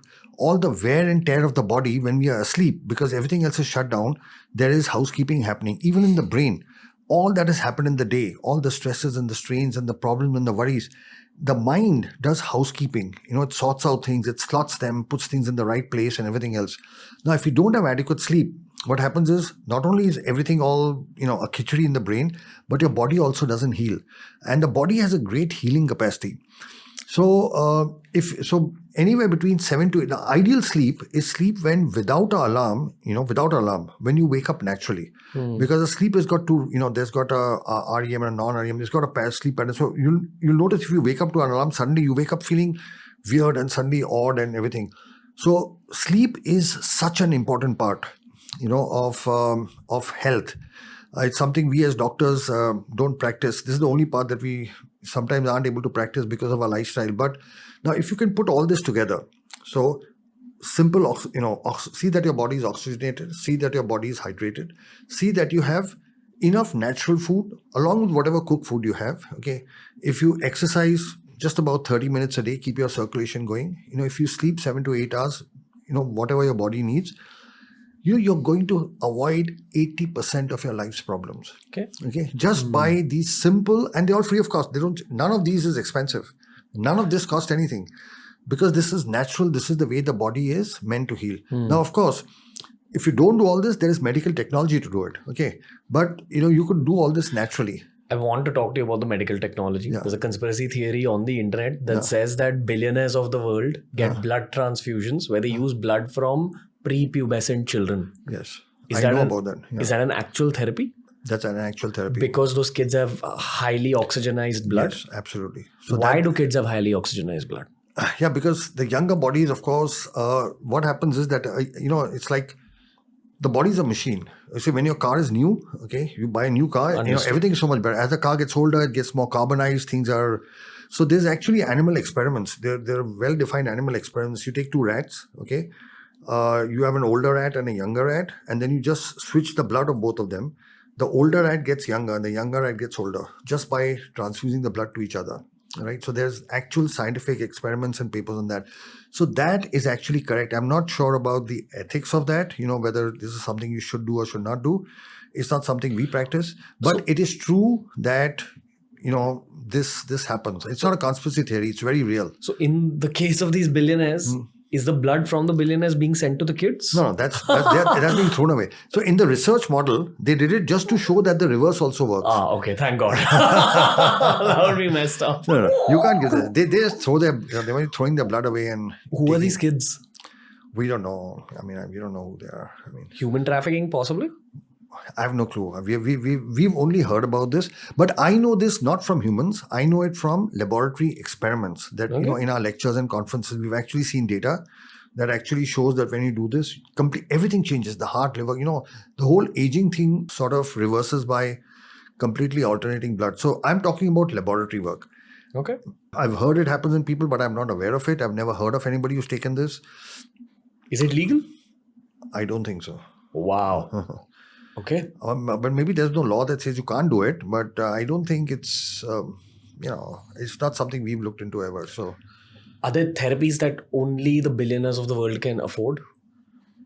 No. I think all the therapies available today can be reached by the common man. Really? Yeah. Even on an international level? On an international level. Okay. Yeah. Let's talk about stem cell therapy a little bit. Yeah. Is it true that it's painful when you inject? It's not painful at all because, it's a needle prick. Just like how you collect blood, you put a needle into your vein and collect blood.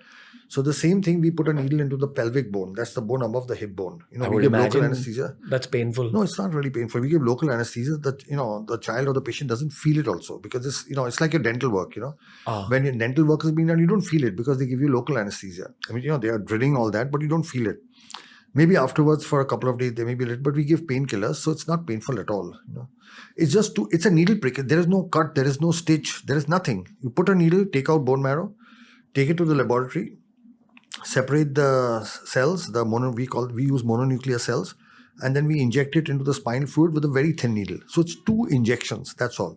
The beauty of this treatment is very safe. It's a very safe treatment. In more than 13,000 patients, there have been no major adverse events, reactions, nothing. It's a very safe treatment. Do you also inject it into the joints of athletes who have been injured or something like that? No, we don't. Because I'm a neurosurgeon, I only treat neurological patients. But this kind of a treatment is there. It's being done. Yeah, it's being done. And there are several centers in India that are doing this. So with very good results. In the case of what? Like if a joint has a problem? Or Yeah, joint has a problem. And, if you're in osteoarthritis, there are very good results.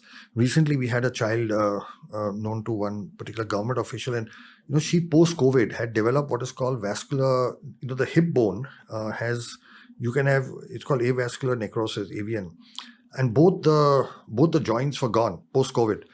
And all the doctors everywhere told her you have to replace the joint. And that's huge, because if you take out the old joint, put 2 new joints. She's a young girl. She's just about not even 20. And the mother was very upset. I don't want my daughter to have 2 hip joints, from her point of view.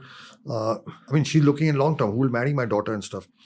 And then, although I didn't do it, I identified an orthopedic surgeon who specializes in this. And they actually used cell therapy from the fat. I do it from the bone, they do it from the fat. It was an Australian developed technology, and they used it, and she improved completely. Not only is she walking now, but we did scans, and that vascular necrosis is gone. So somebody who was advised bilateral joint replacements is now completely okay with cell therapy.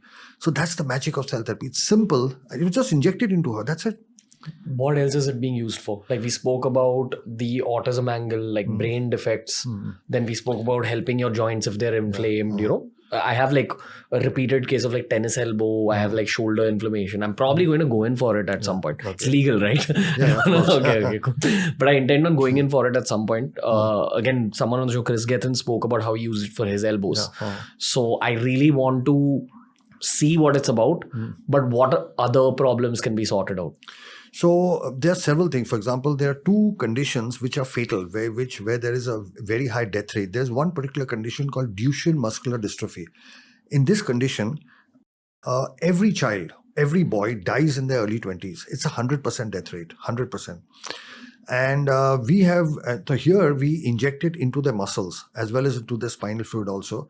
And we've treated over 2,000 such kids, and we've been able to save the majority of their life. They're all now living beyond 20. So you're asking me actually about what? So muscular dystrophy, it's a condition that is so heart-wrenching. These kids, they develop, only boys get it, but it gets transmitted through the mother. Okay. Now you can imagine in an Indian setting what torture happens when the family in-laws find out that the mother, because the mother, their son or their grandson is suffering now, and they start developing weakness of the hands and legs. First they start falling, then they can't walk, then they sit, they go in a wheelchair, and then they lose respiration. They all die by their 20s. So it's it's the most painful death on the planet, because it lasts for 15 years. 15 years you see a child going down and he's going to die. We have treated over 2,000 patients. In fact, recently there was a BJP corporator from Vidisha, Madhya Pradesh, who killed himself, his wife, and both his kids of muscular dystrophy. It was a big article in the papers. Can you imagine a man killing his whole family? Because he said, I can't save my children. Because he did not know that it can be treated. Okay, so here is a disease which kills, which can be helped with stem cell therapy. We've already helped. We've got over 15 scientific papers. We've written books on it. In one of our books, Narendra Modi ji has written an introduction. He speaks about this. He's spoken about this in various forums. Then there's this other disease called motor neuron disease, which Stephen Hawking had. There again, there's a 90% death rate in the first 5 years. No solution, because all the neurons die, and we've treated, again, over 1,000 patients. And we've had good results. We've been able to save quite a substantial amount of people. So in some conditions that cause death, it helps. In some conditions of injury, like spinal cord injury, people who are paralyzed, we're able to make them walk. Brain stroke, where one half of the body stops moving. We've treated them and they respond. But of course, the best results come in children with autism and cerebral palsy. Cerebral palsy is slightly different because there the brain is damaged, but the body is affected. So there's stiffness and tightness of the hands and legs, and they're on wheelchairs. And we have all these kids who come to us on wheelchairs, and you do the stem cell therapy, and in 6 months, 1 year, they come to you walking. My God, it's so emotional. To see a kid who's on a wheelchair come back to you walking, it's just something else for me. When I was a kid, someone had diagnosed me with ADHD. With ADHD? Yeah. I think it's definitely there based on how my head works even now. Like I have extremely intrusive thoughts. Mm-hmm. For example, right now an intrusive thought that's entering in my head is you mentioned nerve cells. Yeah. I want to know if you can see nerve cells with the human eye. No, you can't. You can't, right? Can't see it from outside. Because in India, there's a stereotype where they call veins and arteries, ye dekho nerves dikh rahe hain. It's not at all the same thing. No, you can't. Okay, but the only way you can look in the brain is through the through the eye, the fundus. You can there's a scope called something called fundoscope, with which you can see the back of the eye. And at the back of the eye, there is a nerve called the optic nerve, which is an extension of your brain. The brain. Yeah. So that's the only insight you can do. You look into the optic nerve, and all it tells you is the brain is swollen, not swollen. Okay. There's something called papillary edema. But apart from that, you can't look into the brain. The topic of intuition and sixth sense has come up on this podcast a lot with everyone from cricketers to politicians to people like yourself. There is a school of thought that believes that intuition and sixth sense, being able to predict the near future or events on a particular day, are just an outcome of being able to read pattern recognition better. Absolutely. So there's pattern recognition that everyone goes through, and then maybe people who have a sharper so-called sixth sense are able to read that. Absolutely correct. That's the neural basis. So because these kids with autism, now why we know? Because we are looking at their scans, and we are looking at not just what's not working, we are looking at what's working more. Okay. So it's like, if you went to a gym and did a lot of work with your arms would be stronger. Okay. So these kids have a part of the brain that you can't see it. Once we fix their brains with stem cell therapy, we start seeing that. Okay. So, fair. Do you look into this whole third eye angle? Like when people say, oh, your third eye opens up. Some people believe that it's the pineal gland. I've read a spiritual book which said it's actually the activation of the medulla oblongata. Have you read any of this stuff? Well, I've heard about it. I've read about it, but there is a neuroscience base to it. Okay. So it's, again, our brain has the ability to pick up things that maybe you and I cannot recognize. For example, say a dog's brain. A dog can pick up a sound that you and I can't. There is a particular sound wave that we can't hear, but they can. There is something that is normal for us that is difficult for these kids. For example, they have a lot of sensory issues. Sound sometimes trouble them. What sound is normal for us, it becomes excessive for them. So the third eye that we talk about, okay, it's yes, the pineal gland has a role, but the pineal gland is more about our day and night and our adrenal pattern. There's a pituitary gland that controls all the hormones, and below that there's an area called the hypothalamus above the pituitary gland that actually controls this thing, and all our emotional state, all our emotional brain, and the middle brain that I'm talking about directly communicates with the pituitary gland. The pituitary gland controls all our hormones. So every hormone, from the thyroid to every other hormone, the pancreas, our adrenals, our sexual hormones are all controlled by the pituitary, which is directly controlled by our emotional brain. So there is a strong connect. Now what happens is, when in a particular state, all these things get activated and then you are able to, it's like a great athlete can do things. Let's say a gymnast can do things that you and I can't do. In a state of flow. In a state of flow, yeah. So a lot of things get synced, and when they get synced, they're able to see things. Many of our gurus, our spiritual gurus, have the ability to do that. They can actually see you, and they can talk to you about a whole lot about who you are and what you do, simply because they're able to pick up what you said. It's not just patterns; it's everything. It's in your eyes, it's in your body language, it's in your facial muscles, it's in your hand movements, it's how you sit. It's in, like, every little thing says a story. Now, you and I can't put it together, but maybe somebody can put 1, 2, 3, 4, 5, and okay, fair. That's how it is. Do you have anything to say about DMT, ayahuasca, and all these? No. Is there any truth to the fact that, this is what you read about on the internet, that your pineal gland releases DMT when you dream right before the moment of your death? Yeah. Is there any truth to that? There are theories to that, okay, but this is not something I've actively researched. So normally fair. I don't talk about things that I haven't researched. I read about it, I know about it, but I'm not the expert. I've not gone into that in great detail. Does your mind, as a neurosurgeon, kind of deep dive into all these spiritual things that Absolutely. So what is the aspect of Indian or Eastern spirituality that you think is exactly in sync with modern day neuroscience, other than like pranayama and yoga and what we spoke about, like Kundalini, Jagran and all these things? Are you familiar with these? Yeah. So what is fascinating for you as a neuroscientist? You are a neuroscientist. Yeah. Okay, so actually it's very interesting, because whatever is said spiritually, whatever is said in our ancient texts, the Vedas and the Upanishads and everything else. You take that, and then you take the writing of scientists like Einstein, Rutherford, and all that, and you see they're actually a match. In fact, there's a wonderful book called Tao of Physics by Fritz of Capra. You must read that book. And the cover of the book, actually, there is a picture of Shiva as Nataraj, and it's superimposed. I don't know now that on the atom. Our atom. Finally, if you go, and that the Nataraj is a form of the atom nucleus. Yeah. So in that book, the whole book is nothing but something from the Upanishad and something from Einstein, and the whole book is just a flow of science and spirituality. Spirituality is an explanation of science to people who did not know about science. I mean, at that time, you could not talk about all this. So the same thing was put in an easy to understand manner. Okay. Today, in other words, science is validating our spirituality. Okay. Whatever was said earlier, okay, science is sort of proving it, validating it to be correct. So they actually are looking at the same thing, just you're looking at it differently. Here you're looking at it from base of what's happening in the laboratory, and there you're looking at it from a larger perspective that an ordinary man can understand. Sure. Basically, at the end, there's this concept of what is called everything, nothing.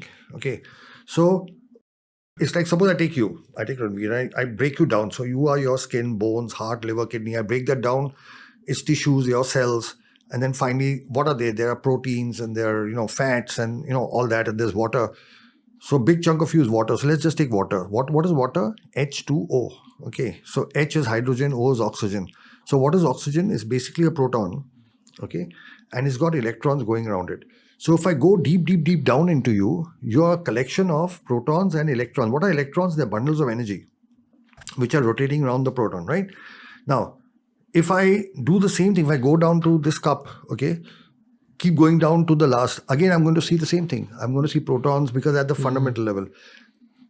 The same thing is true of a tree in Africa, of the snow on the North Pole, of a rock on the moon, of piece of dust in a galaxy far away. So when you go down to the fundamental level of who we are, it's actually all the same. Okay. Protons and electrons. Okay. So when you go down to nothing, because after that there is nothing, you also see everything. Okay. Because and if you see most, whether you read about Buddha or Mahavir, they actually talk of the same thing, that everything and nothing is the same. So when you go down there, you become part of everything. And a lot of power of prayer or of intention, of willing is that, because when you vibrate at that level, things happen because it's all the same. I mean, if you start seeing things, so when you will for something, you actually, what happens at that level affects things everywhere else. So there is a difference between everything, nothing, and something. Okay, let me try to make it simple. Let's say an ocean is made of, water, drops of water. So if you have a drop of water coming onto the beach, now it is something. Why is it something? Because there's a drop, and what is around that is not a drop. So it is something, but it is powerless. It's just lying there. It's a drop. It is something, but it's a drop. And we keep believing we are something. Now, when that drop, let's say, goes back into the ocean, can you see it? It becomes nothing. But it also becomes part of everything. It's part of the ocean. Okay? It's got the entire power and strength of the emotion of the waves of a tsunami and everything else. So we keep believing we are something. And when we keep thinking we are something, because it's all ego, pride, yevo, me, my, if you can shift and see yourself as nothing, when you make yourself nothing, you also become part of everything. You don't become everything. You become part of everything. So more spirituality and science merges this. The whole concept of everything, nothing. Okay. I would love to see a conversation between you and Dr. Sid Warrior at some point. We've had a lot of conversations like this. Yeah. He's a young neurologist, and I'd love to just see you two go at it. What I do wish to say is something that he taught me on this show, which is that, and please correct me if I'm wrong because you're the authority here, there is a part of your brain that identifies with the self. Yes. In terms of when I stretch out my arm, I know exactly where my fingertip is. Now, I know where my fingertip is because my brain is telling me that's the edge of your body. And beyond that is air and the camera, etc. and the rest of the world. parallelly, there's the limbic system, which is the animalistic that's side right. of your brain. All your roti, kapda, makan, absolutely. all your instinctual behaviors. I believe that one of the theories is that when you keep meditating and you go till the point of nirvana or moksha, enlightenment, because that's the basis of all advanced meditations that you can find in all these Indian yoga schools, that you keep meditating, you keep practicing your yoga up till the point where you reach nirvana. But physiologically and neurologically, what's probably happening, there's two things. One, you're gaining complete control over your limbic system. Absolutely. That's correct. Your upper brain is becoming the more dominant brain. Because you said that life is just a series of your upper brain and your lower brain fighting. But the second thing is that this part of your brain that identifies with the self, with the ego, reduces in activity completely. Where you then realize that the tip of my fingers is not actually the end of me. It's probably way beyond that. And then I'm sure there's some more stuff that happens that you can't articulate in words.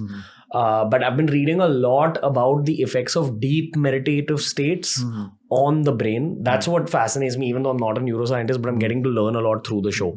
I know for a fact that I've had some very deep meditations where 45 minutes into an hour in, I'm still meditating.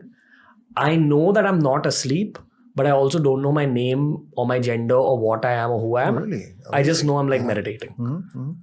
Because at this point, I'm not chanting the chant is chanting me. So I would like to know what your theory is about the neuroscience of whatever I said.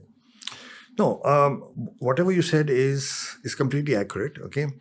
And what meditation does really is, gives more control to your higher brain over the lower brain. That's the fundamental of meditation. And it is so...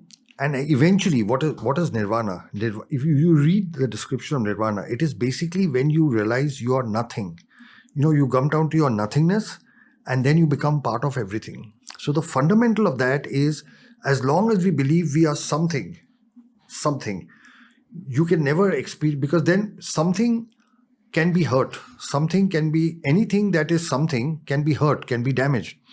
And I learned this in a very interesting lesson. When I was a medical student, I went to learn judo at a class in Dadar, and I'm the 6 foot thing, and he said first lesson, he called a small kid, and he said, try to hit him. So I can't hit a kid. He said, no, you have to do it. That's the first step. Try to hit him. So I did this and tried to hit him. And what the kid did is he just moved. He was standing here. He moved to the side. He took my hand and flipped me over. Okay. Now, as normally what you do, if you hit me, I'm something, so I hit back, I counter. So this is life. That is what we do in our life. You do this, I do this, and we go on. What did he do? He just moved to the side. So what was there now? Nothing. Okay. And then what he used is he took my hand and he flipped me. He used my energy. And that's when I realized the power of nothing. See, there was nothing there. When he moved away, there was nothing to hit. And then he just did this and I went flying on the other side. A small kid tossed a 6. Do you understand the concept? So it's when you reach that stage of nothingness, okay, which comes from meditation. But I also say, see, meditation, I believe in meditation. I believe in the power of meditation. However, there's an entire younger generation, okay, who will not accept meditation as something that they would like to do, And for them, I propose a different form of meditation is having a purpose in life. That is also meditative. If there's something that drives you, if there's something that motivates you, if there's something that wakes you up in the morning, if there's something that keeps you thinking at night, that is a meditative state. Like for you, this show, this is your life now, okay? It's your form of meditation, okay? So once you have that, it's an alignment with the thinking of Napoleon Hill, that to be successful, to have a definite chief aim in life. Once you have something, then that becomes a meditative state because your mind is now completely, aligned with that. And then in that, once again, you become nothing, you become part of everything. And the most miraculous things happen. When you reach the stage of nothing, everythingness, the right people, and when there's something that you want with all your heart, there's a difference between willing and wishing. All of us wish, you wish you are rich, you wish you're successful. There's a difference between willing and wishing. Will is something which you intend, where your entire mind, your body, your heart, your cells, your brain, the entire brain power, 100 million neurons that you have are now burning with that one thing. And then what that does is it attracts the right amount of money, it attracts the right amount of resources, it attracts people. So whatever you want, instead of you going to get it, it comes to you. Okay. Yeah. How much of the brain is truly locked up? Because there is an internet theory that says that 90% of your brain is actually locked up. Yeah, so we don't have accurate figures on that, but I would say it could be anywhere between 50 and I would say about at least half our brain is not completely open to us. What is in the half? So our subconscious, our hurts, our fears, our, whatever has happened in the past that we don't want to confront is all locked up over there. Okay. So that's why meditation, so either meditation, because meditation relieves that, or having a purpose in life, something to do, something that matters to you. That's why, I started this conversation by asking you, I want to know what made you the Ranveer you are today, because that is important. That is a form of meditation. You are actually showing everybody else that when you walk your own path, you can do whatever is that. This is something that mattered to you, right? So yes, sitting in meditation is great. It's wonderful. There's nothing more powerful than meditation, right? But there's a generation today that may not want to do it because they think of meditation as something older people do. Yoga, it's to be done in an ashram, and So I'm saying having a purpose is another form of meditation. I don't know if that makes sense to you. No, I hear you. It's basically when you're talking about dhyana or meditation that you sit down for, it always boils down to one of two things: coming back to your breath, or coming down to a mantra, or coming back to a visualization. That's the third one. You're basically coming back to an anchor. Absolutely. What you're trying to say is that as long as you have that one force that's anchoring your life, your neurons align to absolutely all your neurons are aligned. Peaceful. Yeah. And there's happiness, there's contentment, there's joy. You make a difference. And the fascinating thing I found is when you're like that, things come to you. Otherwise you're going on life chasing. You're going and trying to get things. Once this is there, the right thing, the right people. Whatever it is. I mean, I started off working at Sion Hospital. We started practice. Today I have two hospitals. I have a neurological hospital. I've got an anti-aging hospital. We are shortly opening up a facility in the Bahamas. There's a huge project. We are starting our work there. And that's what a great pride that, we are going to be right there. The Americas are doing the same work. Everything came. The people came, the resources came, the money came, I didn't go looking for anything. It actually came to me. Okay. So when you're in that state, everything comes to you. So once you get that, and that is meditation as well. And in that you become healthier, your mind is alert, everything else starts moving at a very, very synchronized kind of focus space. But it's important to take out the worms from the brain first. Yeah, okay. Which I have. The example I like to give is, the sun can shine on this piece of paper for 1,000 years and nothing will happen. But if you put a lens, what happens? It burns. You know that if you put a lens, it burns. So what won't happen with the sun rays for 100 years or 1,000 years? Just putting a lens, it burns that paper. Why? Because the rays get concentrated. Okay. So the moment we have that, bring about that, things happen. That's what brings about change. That's what brings about innovation. Okay. We have evolved from cavemen to this present state because of that, because of people who have evolved, innovated, disrupted the present way of thinking and gone ahead. And like you, walked your own path. I am fascinated by what you've done with your life. Okay, it's like, again, from a neuroscience perspective, because it's just so amazing that you had everything and you chose to follow your own path. You made the path by the walking. You didn't walk on a established road. You walked, and the path got made by your walking. Okay. And I'm sure a lot of people try to copy what you do, but it's not easy. It's not easy to recreate this. I admire that about you, that you chose, and it's not. I know it must not have been easy. I'm sure it wasn't easy. And but you did it, and you've done something with it. And what you're doing now is amazing. You're reaching out to lakhs of people and giving them insights they might otherwise never have had. On a very spiritual level, I feel there's also circumstances that dictate too many outcomes of your life. Yeah. Like I think that's been the repeated lesson of mine even through the show, that all the most established people that I've met through the show, like yourself, have been established heavily because of the circumstances that were in their life from childhood. Absolutely. That's so true. Creating your likes and dislikes, etc. like I didn't become a doctor because of my fear of blood, because when I was a kid, this is like probably my earliest memory, and my mother says that this happened when I was 2.5 or 3. I remember being in a pool of blood and my sister was like looking down at me, knowing that she's done something wrong. I remember her face. And this is probably my earliest memory. And there's a big scar on my right hamstring, which my mom says was the first time she had to suture me up because my leg had gotten stuck in an exercise cycle that my sister was pedaling on. And all I remember is like a pool of blood. I don't remember feeling pain, but I remember seeing fear on my sister's face. And then I remember my mom stitching me up and seeing fear on her face. And I don't remember the pain, but I remember that. Probably just had a negative association with blood, which didn't allow me to even think of medicine as a career. Okay. So that was circumstance. That's true. So circumstances do decide. I mean, but one of the things I suggest, and this is a lesson, this is an interesting lesson I learned in 2001. It's just, I'll very briefly say it. In 2001, there was a massive earthquake in Kachchh. Right. You must have been very young. Bhuj, yeah. So I was working at the Sion hospital and I volunteered to be part of the relief team. I said, I want to go, My hospital was saying, no, you're too senior to go. I said, no, I'm going to go. So we were airlifted and we went... And we were posted on the 3rd or 4th day. We were asked to go to a village very close to the epicenter. And when we went there, half the people in that village were dead. Half, and all the houses were down. And we set up a bullock cart. We used to operate on a bullock cart. Actually morning to evening operate on a bullock cart. So, but when we went there, we realized that it was the 4th day when we reached, and we found that they were very well organized.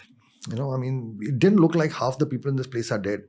So in the evening, we used to sit by the fireside. It was very cold. I used to just talk. I said, how come you were, it doesn't look like 100 people are dead in this place. So he told me something interesting that altered my life forever. He said that when this happened, it was on Republic Day, 26 January, early in the morning. The village elders got together all the people who were still surviving. Okay. And only 2 instructions were given. The first instruction, nobody will look at what we have lost. Okay. We will only look at what can still be saved. First. Second, everybody was given a job to do. You look after the kids, you look after food, you arrange blankets, you arrange everybody. It did not matter who you had lost. So the woman who was cooking for us, she had lost her 3 kids, her husband, and her entire house. She happened to be in the farm, so she was saved, but her entire family, her entire home, everything was gone. And what was she doing? She was cooking for us. Okay. And in that moment, I realized that these people in the middle of the worst disaster in their life are not looking at what they've lost. They're looking at what is still there, and their rehabilitation was to do something. They were all given jobs. It didn't matter. That woman should have been crying and crying and crying, but instead she was serving us. And then I realized in our lives as well, there are things that we have and there are things that we don't have. And where does our mind focus on? What we don't have. We are constantly cribbing and crying and complaining about what we don't have. We are not enjoying what we have. And in that disaster situation, in the situation full of death, I learned a basic lesson of life, that there are things we have and there are things we don't have. We need to accept what we don't have and make the best of what we have, And if you could just do that, it's like a bottle that is half full. This cup, I can say it's half full and you can say it's half empty, and we both are right. You look at the half empty, you're going to be unhappy. You look at the half full and you're going to be content. So since then, my life's principle has been, and that's, you see, from there, this is what happened. When I started treating kids with autism, I started looking at what they have. The whole world looks at what autism kids don't have. They look at the fact that they can't talk. They look at their behavioral issues. And I look at what is special in them. And here again, I want to, of course, Narendra Modi is I'm a bit of his fan. I'm a hero. But he did something amazing. Earlier, the word for disability in India was Viklang. Viklang means disabled. And Narendra Modi ji officially changed that word to Divyang, or specially gifted. What an amazing, just changing that word. When you say Viklang, you look at what they don't have. When you say Divyang, you look at what they have. So if in life we could just do that, because nobody has everything. Okay, somebody has health but may not have wealth. Somebody has wealth but doesn't have love. Somebody has love but doesn't have prosperity. And if you could just keep focusing on what we have, life, everything shifts. And this lesson from earthquake in Kachchh is something which the hospital, so when people come to a hospital, that's what they say. They say everywhere else we go, the focus is on what the kids can't do. Over here in your hospital, the entire approach is on what they can. And what if we brought that about in our lives? We looked at what we have. Everything would change. You can't change so one of my life's principles is you can't change the circumstances of what. I just had a patient recently tell me something very nice. He says, it doesn't matter how the story of your life started. What matters is how the story of your life ends. Because that is in your control. How you started, So just instead of focusing on how it started, let's focus on how it ends. And if you could just do that one very simple thing, I think, a lot of things will turn around. I don't know if this was interesting to you and your listeners, and it was a great conversation. I think you're loaded with information. Yeah. And it was just a matter of time before this information would be revealed to the audiences. So it's great that podcasts have now picked up in India and they're growing. I hope to speak to you in Hindi very soon. Oh, we do Hindi. I'm great. I'm happy to do Hindi. I think everything we've spoken about, first I needed to traverse through it. And now the next time I see you, we'll be creating a Hindi podcast for the masses. So, Doctor, thank you. Thank you. Pleasure is mine. Yeah, enjoyed a lot just learning from you. There's a lot of stuff you've seen and figured. Looking forward to see everything that comes up in the near future. Okay. Pleasure is mine. Take care. Thank you, sir. So that was the episode for today. I intend on bringing on a lot more doctors on TRS. So please tell me in the comment section if you know about anyone else who should be on the show. Tell me what you thought about this episode. Tell me how we can improve these biology-based conversations. Lots more to explore, lots more to learn. And all I want to say is that TRS will be back soon. Another atom bomb of knowledge is coming at you on another episode of TRS.